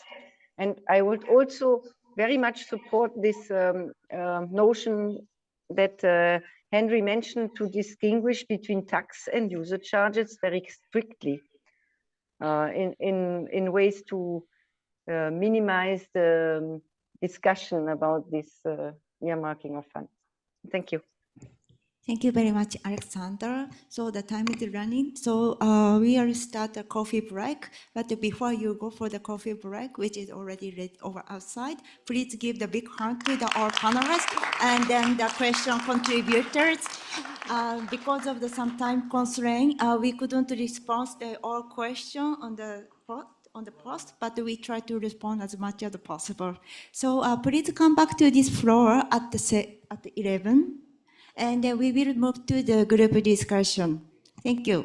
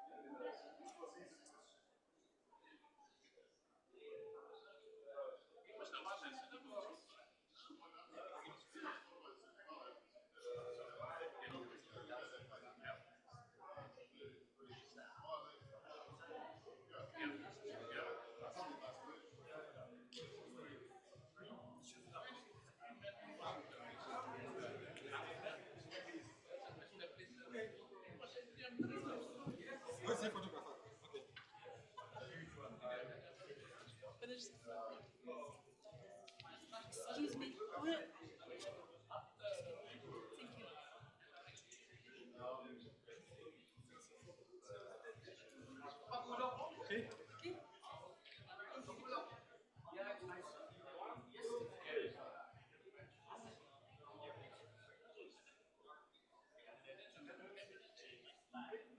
Thank you so much. Давайте на трибуну. На трибуну. Подальше, подальше. Хорошо, хорошо. Ты читаешь, читаешь.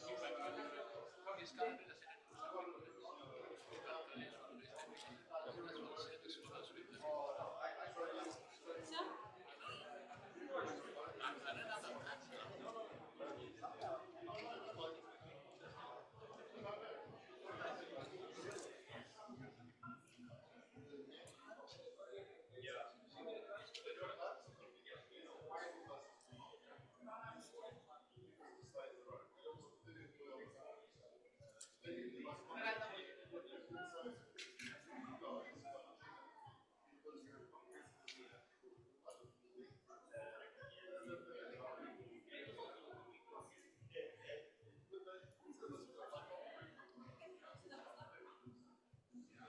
Где вы стояли?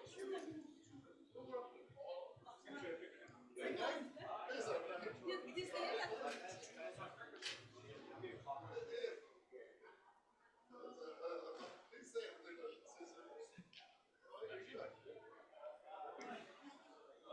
Как фоткать, так и фоткать. Нет, еще раз, еще раз. Еще раз. Нет, оттуда надо.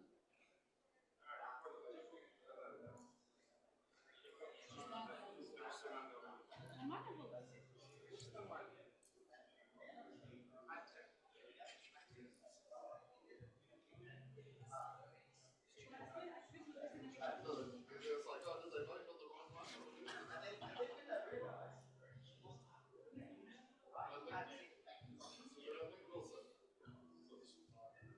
Was an arbitrary. Do you see why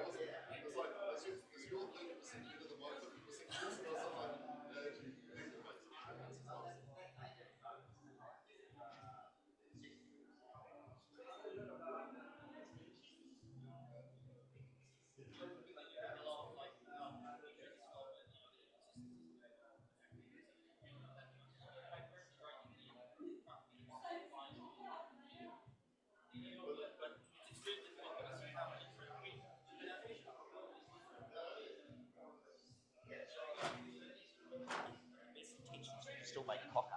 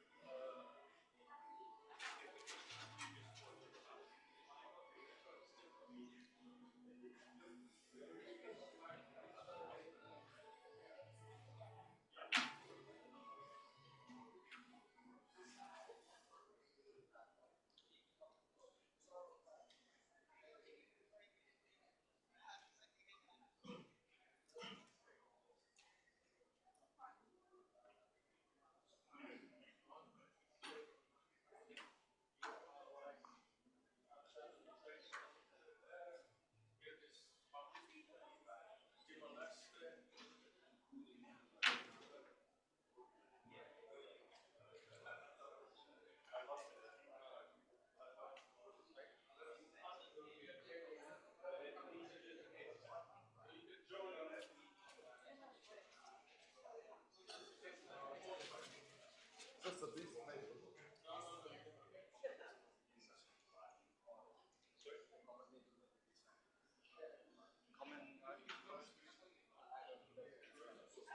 but these are just case studies. So we'll be talking about specific case studies to focus the discussion. But I'll explain this.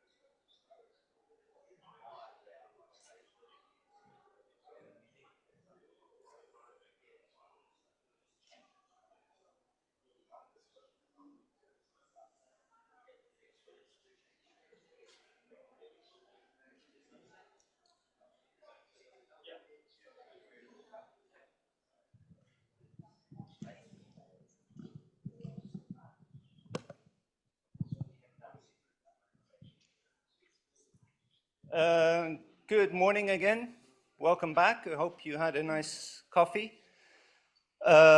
So in this second part of our session, we wanted to have some group work. And the idea of the group work is that we talk about some of the country studies. Greg this morning talked about the 10 studies that the Dornier consultants have been looking at. We've selected 4 of those countries that we will use as case studies for the group work. And the group work is mainly intended for the participants to understand a bit of the difficulties of this transition to electric vehicles and how it will affect road user charge revenues, especially from the fuel tax, and how that can be compensated by using other road user charges. And how that works exactly will be different from one country to the next. And that's why we're talking about 4 different countries. So we have 4 groups. I think I'll ask everybody to join one of those groups. On the tables are some fact sheets for those groups. But before I go into that, let me first go, we have a short presentation to explain exactly why we're using those 4 groups. I think I have we have a, so again, this is something that Greg already showed this morning when we talked about, yeah, I'll come back to that. Well, this morning, Greg already mentioned about the road user charges. So just to reiterate what we're actually talking about, we have different types of charges, energy-based charges, which primarily is a fuel tax or a fuel levy. Those are usage charges because the more you use the road network, the more fuel you consume, the more tax you pay. Vehicle-based charges that you pay either when you buy your vehicle or on an annual basis according to ownership. Those are access-based charges, most of them. You pay it once and then you can use the road network as much as you want to. Ian already talked about vehicle distance charging in New Zealand. That's coming up as a way of a usage charge where you actually pay the vehicle owner or the vehicle operator pays according to the usage of that vehicle on the road network. And then we have the road-based charges like the vignette, which is access. You pay it once, you get access to the road network, or it can be an area-based charge. Or you have usage charges like tolling, where you pay according to how much and how often you use the road network. So these are the 4 countries that we'll be looking at. We've selected 4 countries from the 10 to give an idea of the variation that exists. So we have Kyrgyz Republic, Pakistan, Timor-Leste, and Uzbekistan. You'll see the country size varies from Timor-Leste, which is a very small country, to Pakistan and Uzbekistan, which are very large countries. The size of the network also varies considerably. Pakistan has an enormous network of 500,000 kilometers. Timor-Leste only has 7,500 kilometers. The GDP per capita varies from around 1,500 in Pakistan up to nearly 2,400 in Timor-Leste. So they're on the low side, but you see some variation. The vehicle fleet, Greg already mentioned it earlier this morning. In Pakistan and Timor-Leste, we see a lot of two-wheel vehicles, which are much easier to transition to electric sources of propulsion. But you also see that they are renewed more quickly. Within 10 years, you will need a new motorcycle, whereas cars, they tend to last longer. Vehicle production is also something that we need to look at here, especially Uzbekistan. We see that there's a lot of domestic production, so it depends also on that domestic production, whether you get electric vehicles or not, but also the taxes you apply will be different. An import tax on vehicles for a country like Uzbekistan will not work very well because the number of vehicles being imported is very small. But we also look at revenues versus needs. So in Timor-Leste, we will see that the revenues are actually smaller than the actual needs for road maintenance. So the revenues from different road user charges, fuel-based, vehicle-based, road-based, the total revenue is actually smaller than what they need. Whereas in a country like Pakistan and especially Uzbekistan, we see that what they're actually collecting in total is much higher than what they need for maintenance, even though most of that will not be allocated to maintenance. And we're looking at the main sources of these revenues. So in Timor-Leste and Pakistan, it's mainly fuel. In Kyrgyz, we see a bit of a combination of vehicle-based charges and fuel-based charges. And in Uzbekistan, it's mainly vehicle-based charges. So this is the reason why we have 4 groups, 4 case country studies. Again, this is something that is in your fact sheets.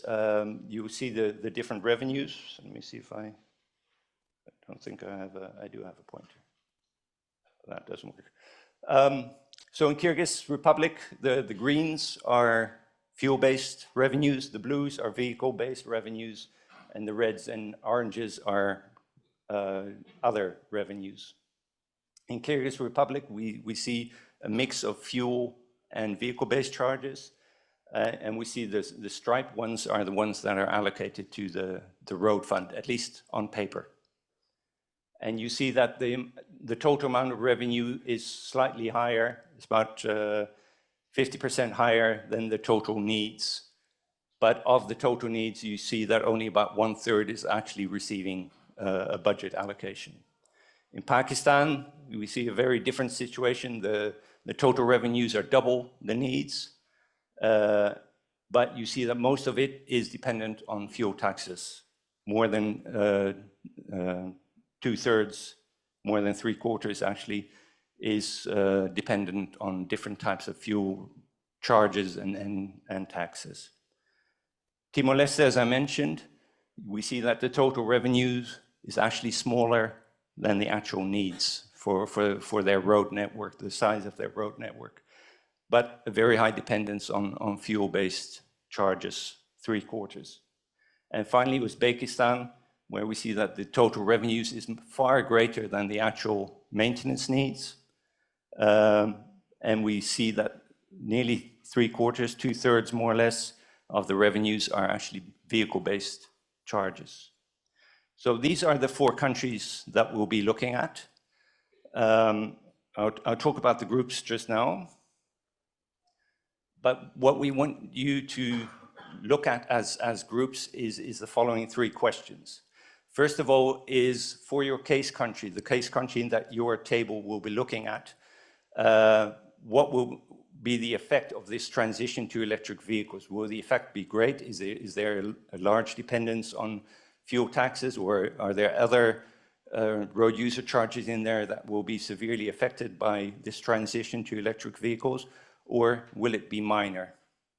The second one is the main question that I would like you to focus on, and that is, if we have this transition to electric vehicles and we are going to lose revenue from traditional fuel-based charges and taxes and levies, what are the alternatives for your case country? What are the best alternatives? And look at the different ones that already exist, but you can also think of a new charge, a distance-based charge, for instance, that you would like to introduce. But think of what is required to introduce such a new charge or to upgrade an existing charge, and what the effect will be on the transition to electric vehicles, but also on revenues, and who collects those revenues and who controls those revenues. If you have time in your groups, there's also a third question, and that is to think about what are the factors in your case country that can influence the speed of transition. Greg already mentioned that this transition is going to take 10 to 15 years before you actually see the effect very strongly. The first years, the increase in number of vehicles will still ensure a lot of fuel tax revenue coming in. After 10, 15 years, and in some countries it may be earlier, some countries it will be later, you will see that those revenues go down very quickly as more and more electric vehicles enter the fleet. So think about policies that are existing or that could be introduced, financial incentives that could be introduced, infrastructure that could be created for charging, for instance. So the groups, at the moment we have 4 groups, but I see we have a lot of people. So I propose that we extend to have 2 more groups here. So 2 countries will be duplicated, which I propose to be Kyrgyz and Pakistan. So we'll do, what do? We do Kyrgyz there and Pakistan here. And then we have the other groups where you can see what country is represented there. You don't have to be from that country, of course. We don't expect everybody to be from one of these case studies. If you are from one of these case studies, I would suggest that you sit with the group that is dealing with your country. You will be an important resource person. So already you see Pedro sitting with Timor-Leste, so I think that will work very well. And for the rest, we have people of our team who will act as facilitators and help the group along. Okay? Oh, everybody's left here. Okay, but then...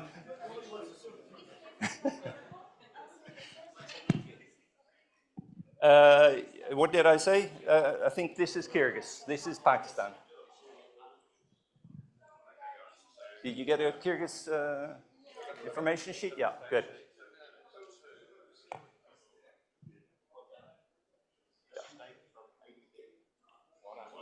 This should get you going. This is another Pakistan group, yeah. I'm not from Pakistan. No worries. You want to talk about Pakistan? Similar. You're from where? Oh, Nepal, okay. Yeah, yeah, please. So this is Pakistan. There's also, where you were sitting was also Pakistan. So you can join either one. This one, I'm not sure if it's gonna happen. Yeah. Please. Can you join one of the groups? Yeah.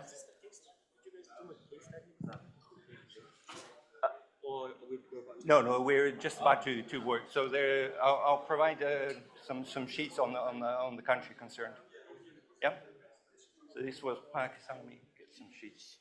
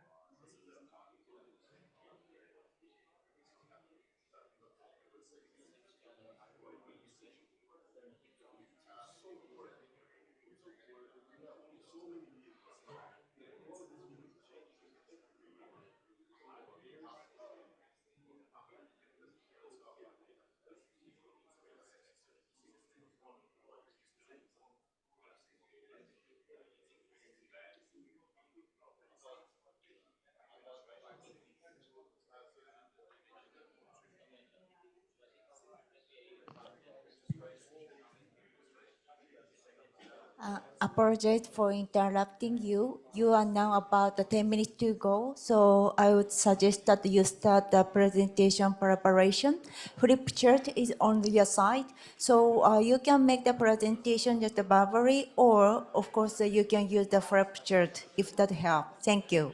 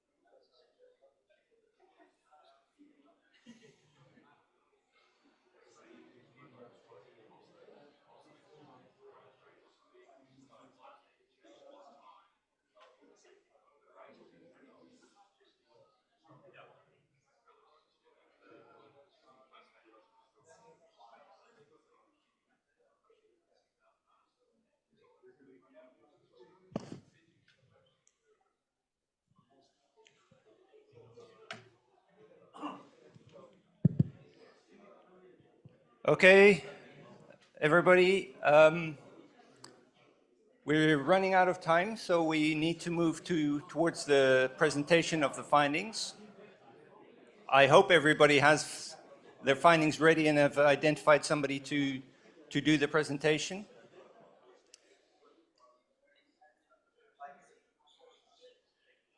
Are you guys ready? Yeah? Okay.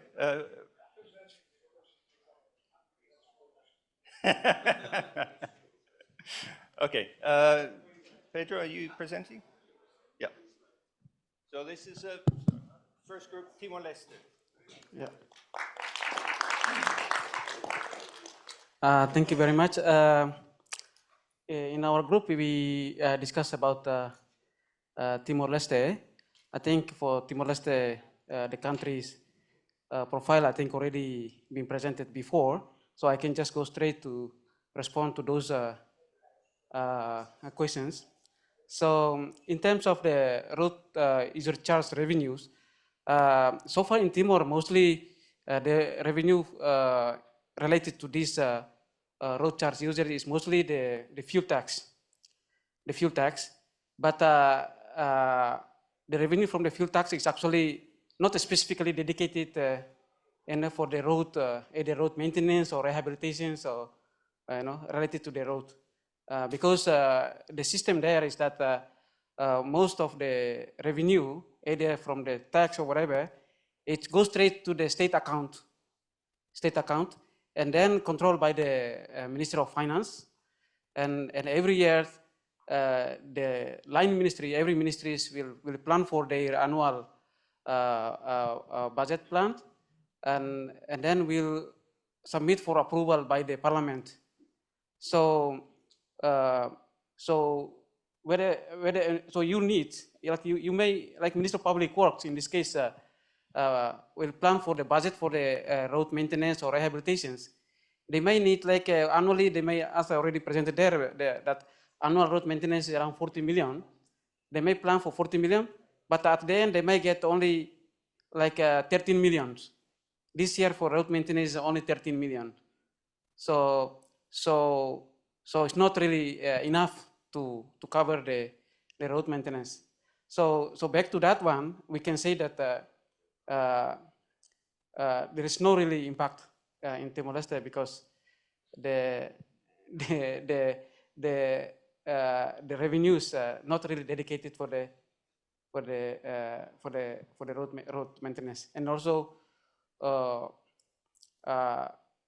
transitions. I'm not sure how that one will affect. In terms of the transitions, so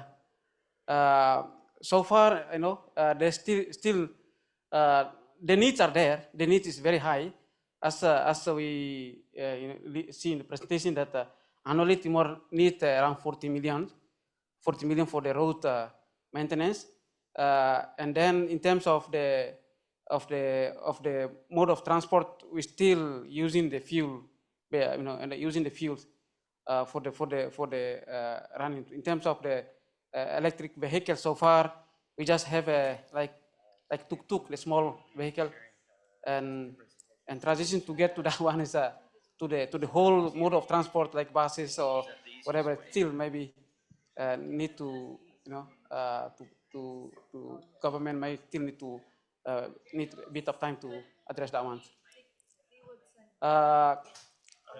I think in terms of number 3, recently ADB is also supporting the government of Timor-Leste developing what we call is the public transport master plan, and it will be launched next week.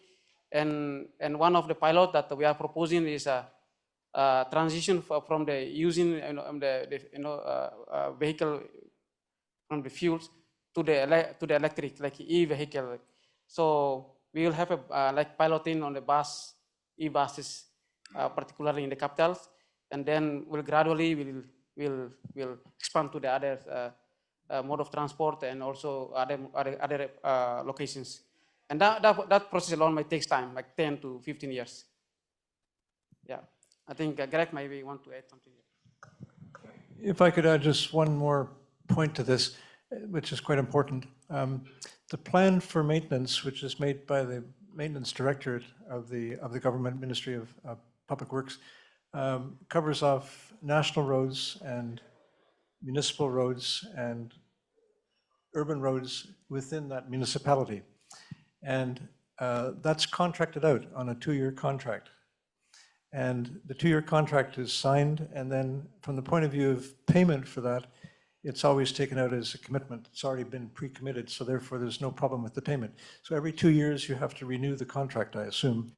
But the administration of the contract is through the municipality for supervision and also for agreement to the payment and submission of the withdrawal applications through the Ministry of Public Works and then through ADN before it's finally approved and then paid. Is that correct?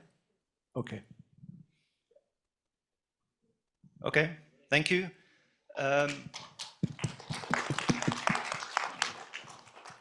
Next group, any volunteers?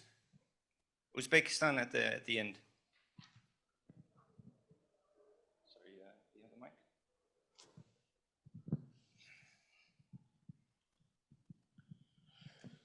I feel nervous representing actual locals from Uzbekistan.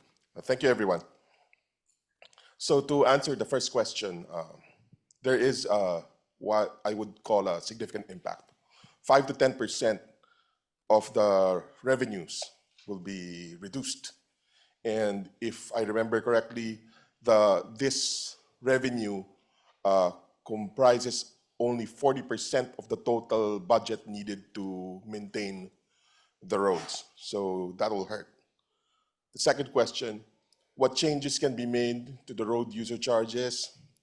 The significant change is to reallocate some of the revenues. The revenues made from customs for importation of vehicles, instead of being remitted to customs and distributed to all other possible funding concerns, it will be allocated specifically to the road maintenance fund.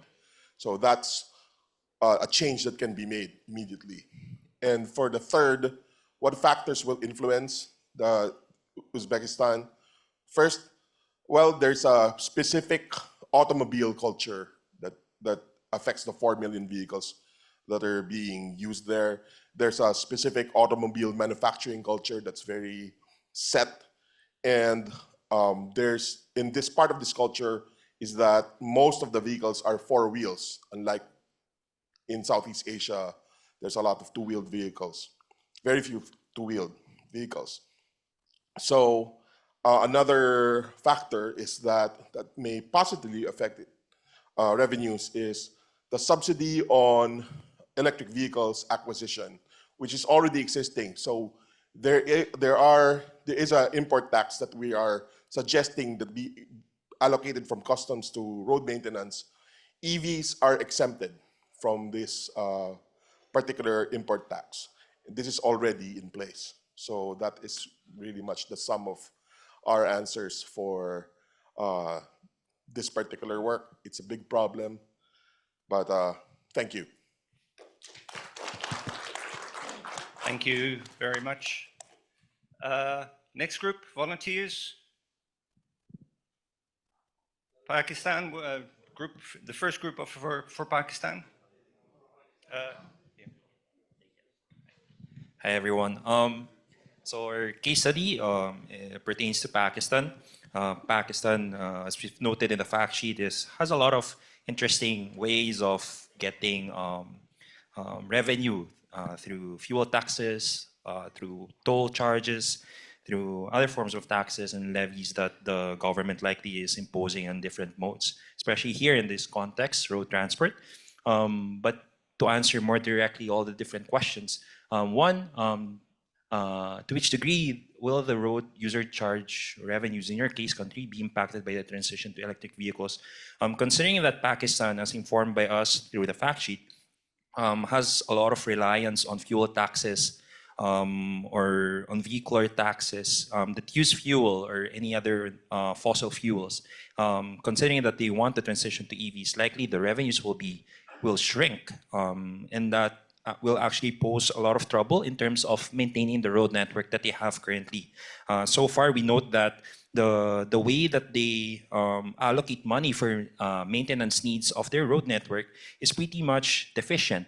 They usually just allocate around 50% of what the actual road network needs to be properly improved. But it is important to also note, this is just an interesting observation as well, that based on the different sources of revenue that they have, they could actually be able to fund the road maintenance needs. Because, for instance, fuel levies amount to 2,768 million,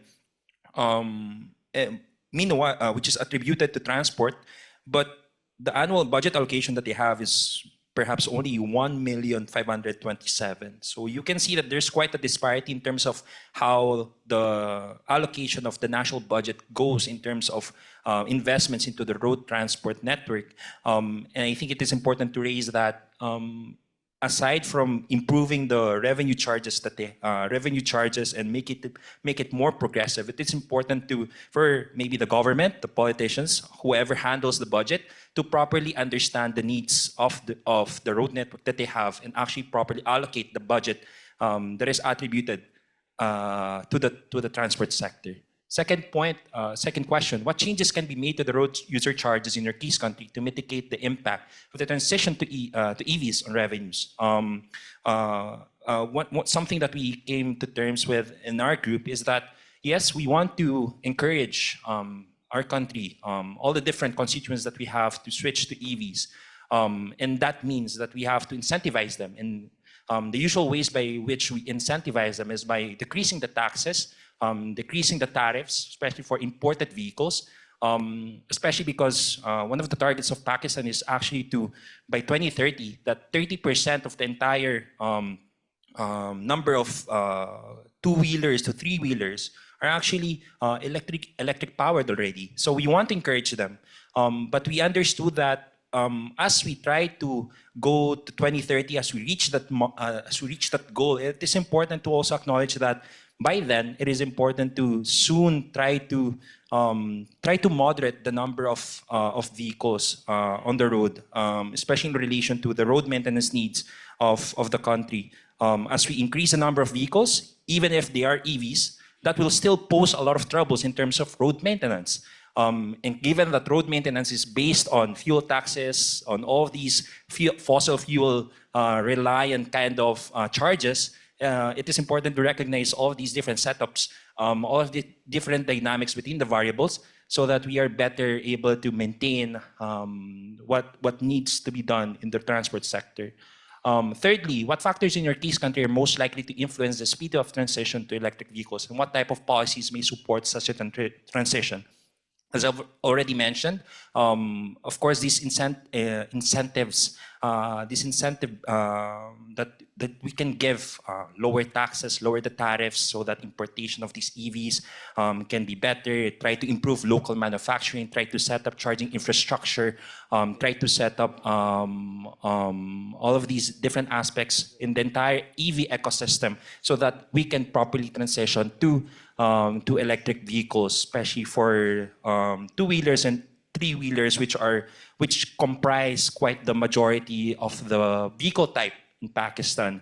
But I guess I just wanted to also go into a more fundamental, more outside the box kind of thinking here, is that yes, indeed, personal mobility, all of these personal mobility pathways, two-wheelers, three-wheelers are very much encouraged. I think it is important to understand the needs of different constituents, but I think it also reveals one important or one key or crucial point, is that perhaps these people are relying on personal mobility mainly because they don't have the proper transport system that they require. Maybe let's imagine, it's also the case in my country, the Philippines, wherein a 20-kilometer trip, it's done by personal mobility, but in fact that could be done by some form of mass transit. May it be bus transit or may it be rail transit. And I think it is important to recognize, I guess in this case, Pakistan, to also invest and maybe try to improve. We noted that Pakistan kind of rejoices from an interesting rail network that they have. But likely maybe because of this sudden reliance on personal mobility, maybe the freedom that it gets, the rail transit that they have doesn't give them the comfort, the convenience.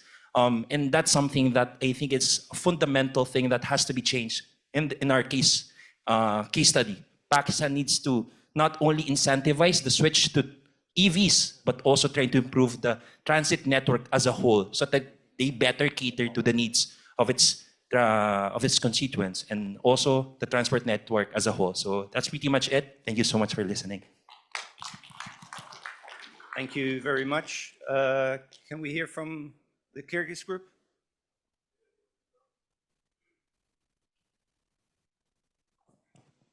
Yeah, so we're one of the two Kyrgyz groups. I'll just whip through this fairly quickly. The impact, well, 39% of their funding comes from fuel taxes, so that's, of course, significant. 94% of the road fund comes from fuel taxes. But this is where it really comes down to the government policies, because overall they're collecting 185 million at present, only putting about 40 million into the road network. So they could actually lose their 75 million and still have the road fully funded. So as a revenue source for the government, yes, there'll be a big impact. Whether or not that impacts the road remains to be seen.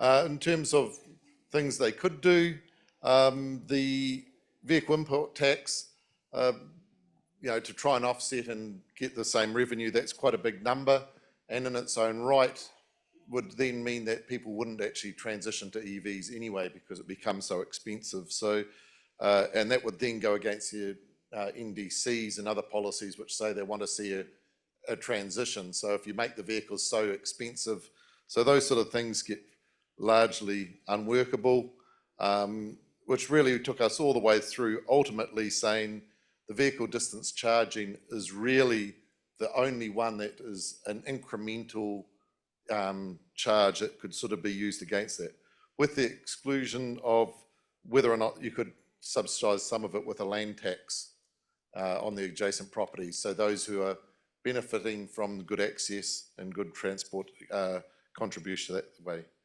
And the factors that we thought probably the main one was for these low income countries is actually the good availability of a low cost EV car that can still handle the mountainous terrain of the country. Thank you. Thank you. I hear that people want to top it up, so we'll have the other Kyrgyz group have a go at it as well. Yeah, Ian's talk just mentioned it.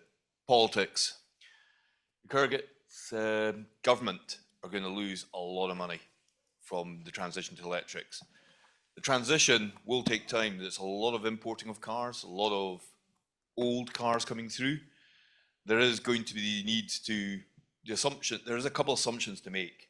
One, that they will transition to electric. The need to actually offload the vehicles that are coming to the end of life needs to go somewhere. Otherwise, people will just keep on holding onto the vehicles. Vehicles are up to 10 years old. As the European markets and the more developed markets start offloading their electric vehicles, they've got to have that market to get to. If they don't have that market, then people aren't going to buy them. The fixing of the 72 million, we've written the numbers on the board, or David has, very kindly. Since only half of the fuel tax comes back to the roads, you've got to have a debate with the public about the impact on public services from that other 36 million that's going into the main revenue pots. And ultimately, at the end of the day, going to question 2, how to go about it, road use, revenue per mile is the way we're seeing it as well. Same kind of result as they have. I suppose there's one other bit in terms of what factors are going to influence speed of transition. It's going to be external factors. Somebody's mentioned that a lot of the lease cars are in the UK and in other countries around Europe, around the 4-year mark, are coming onto the second-hand market. That means if European countries and Western countries keep on subsidizing that, it means the second-hand market and the markets into the Kyrgyz region is going to increase quite quickly. And so the transition between the fuel to the road user has to be fairly quickly, and the infrastructure to build that will take some time, and the ability to change how you collect that revenue is going to take a bit of time. So transition will be quick, but I think the government needs to keep the infrastructure up, otherwise it's not going to get that revenue at the right time.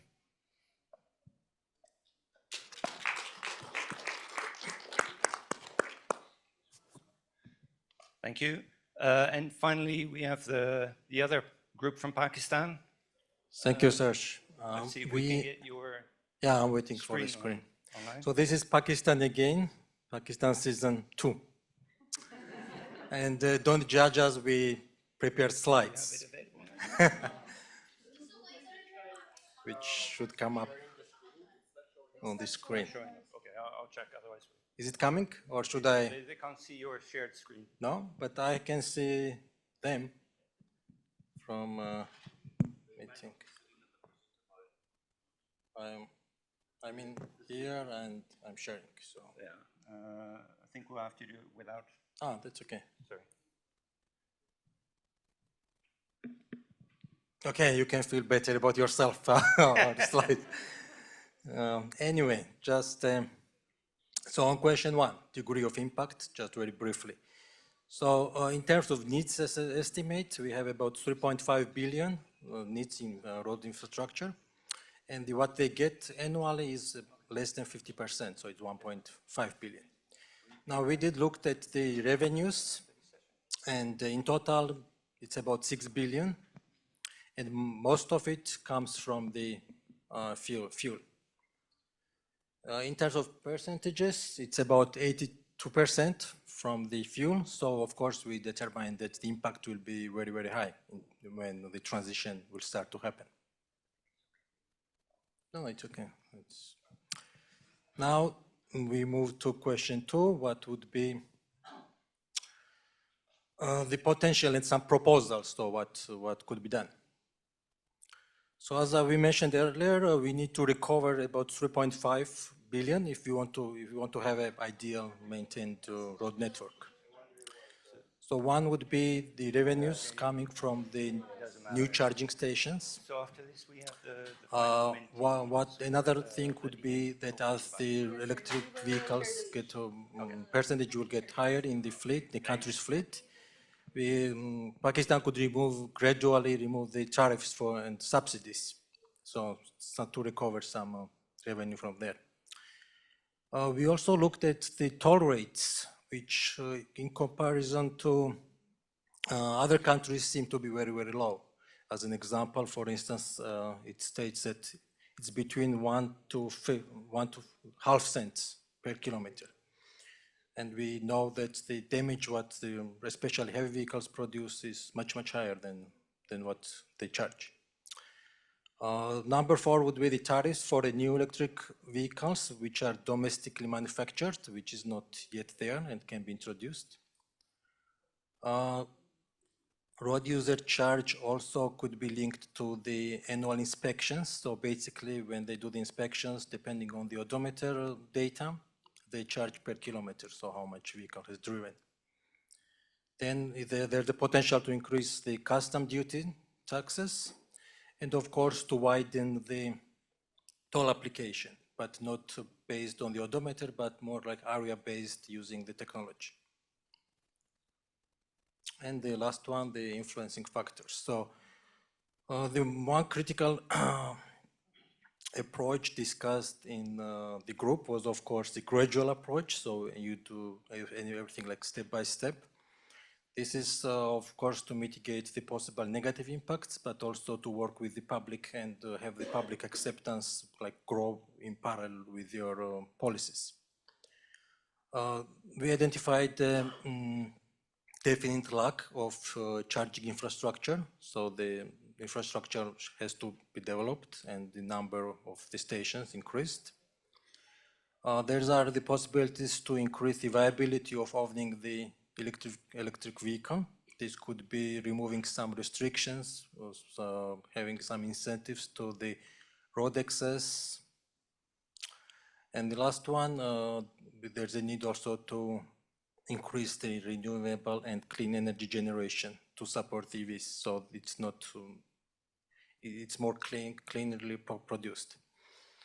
And of course, in terms of technology, they could incentivize more like better technologies, because we all know that EVs, they are not purely clean. I mean, you have a lot of issues, technological issues with the battery production and lack of materials, rare materials that is needed. So you could, not all EVs are made equal. So you could decide which technology will incentivize. Okay, thank you.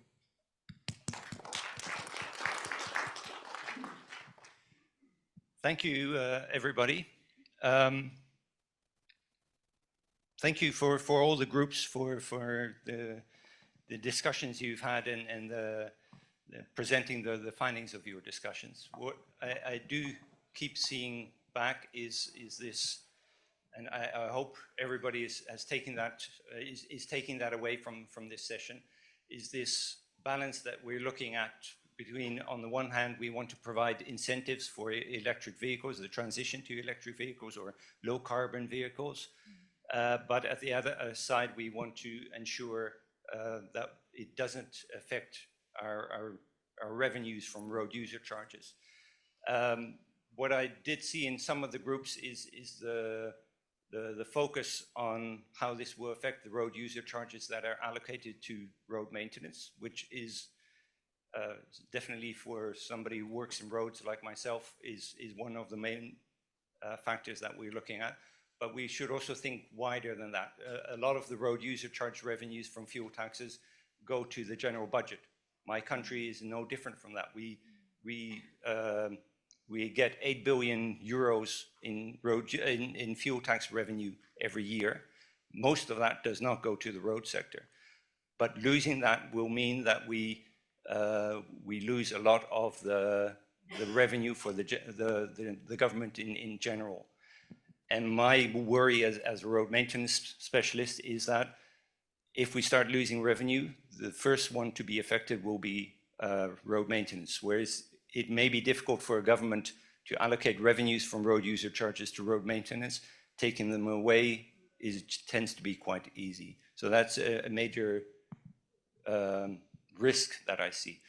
And the other thing is that I see back in a number of the group's presentations is again that on the one hand, we're stimulating the transition to electric vehicles and we are reducing certain road user charges or exempting them from those road user charges, which is a great way to stimulate the transition. But it does mean that we are losing revenue in the course of that transition. And at some point, we need to decide we have to reinstate those charges or we need to introduce other charges like New Zealand is currently doing. So the session has been focused on trying to relay to the participants this idea of that there will be an impact on road user charge revenues over the next 10 to 15 years. So we need to start thinking about that and to also instill some of the discussions that we've been having as the consultant team and ADB on how do you actually go about addressing that issue? What other road user charges can you use? And are they just as easy to apply as a fuel tax, or are they more complicated? Do they have secondary issues that you have to consider? So I hope that has become clear in this session. We have one final survey question that we would like to ask, which is a question that we asked earlier today, and just to see if your viewpoint has changed on that. Could we have the next slide, please? Or just a second, let people scan the QR code first.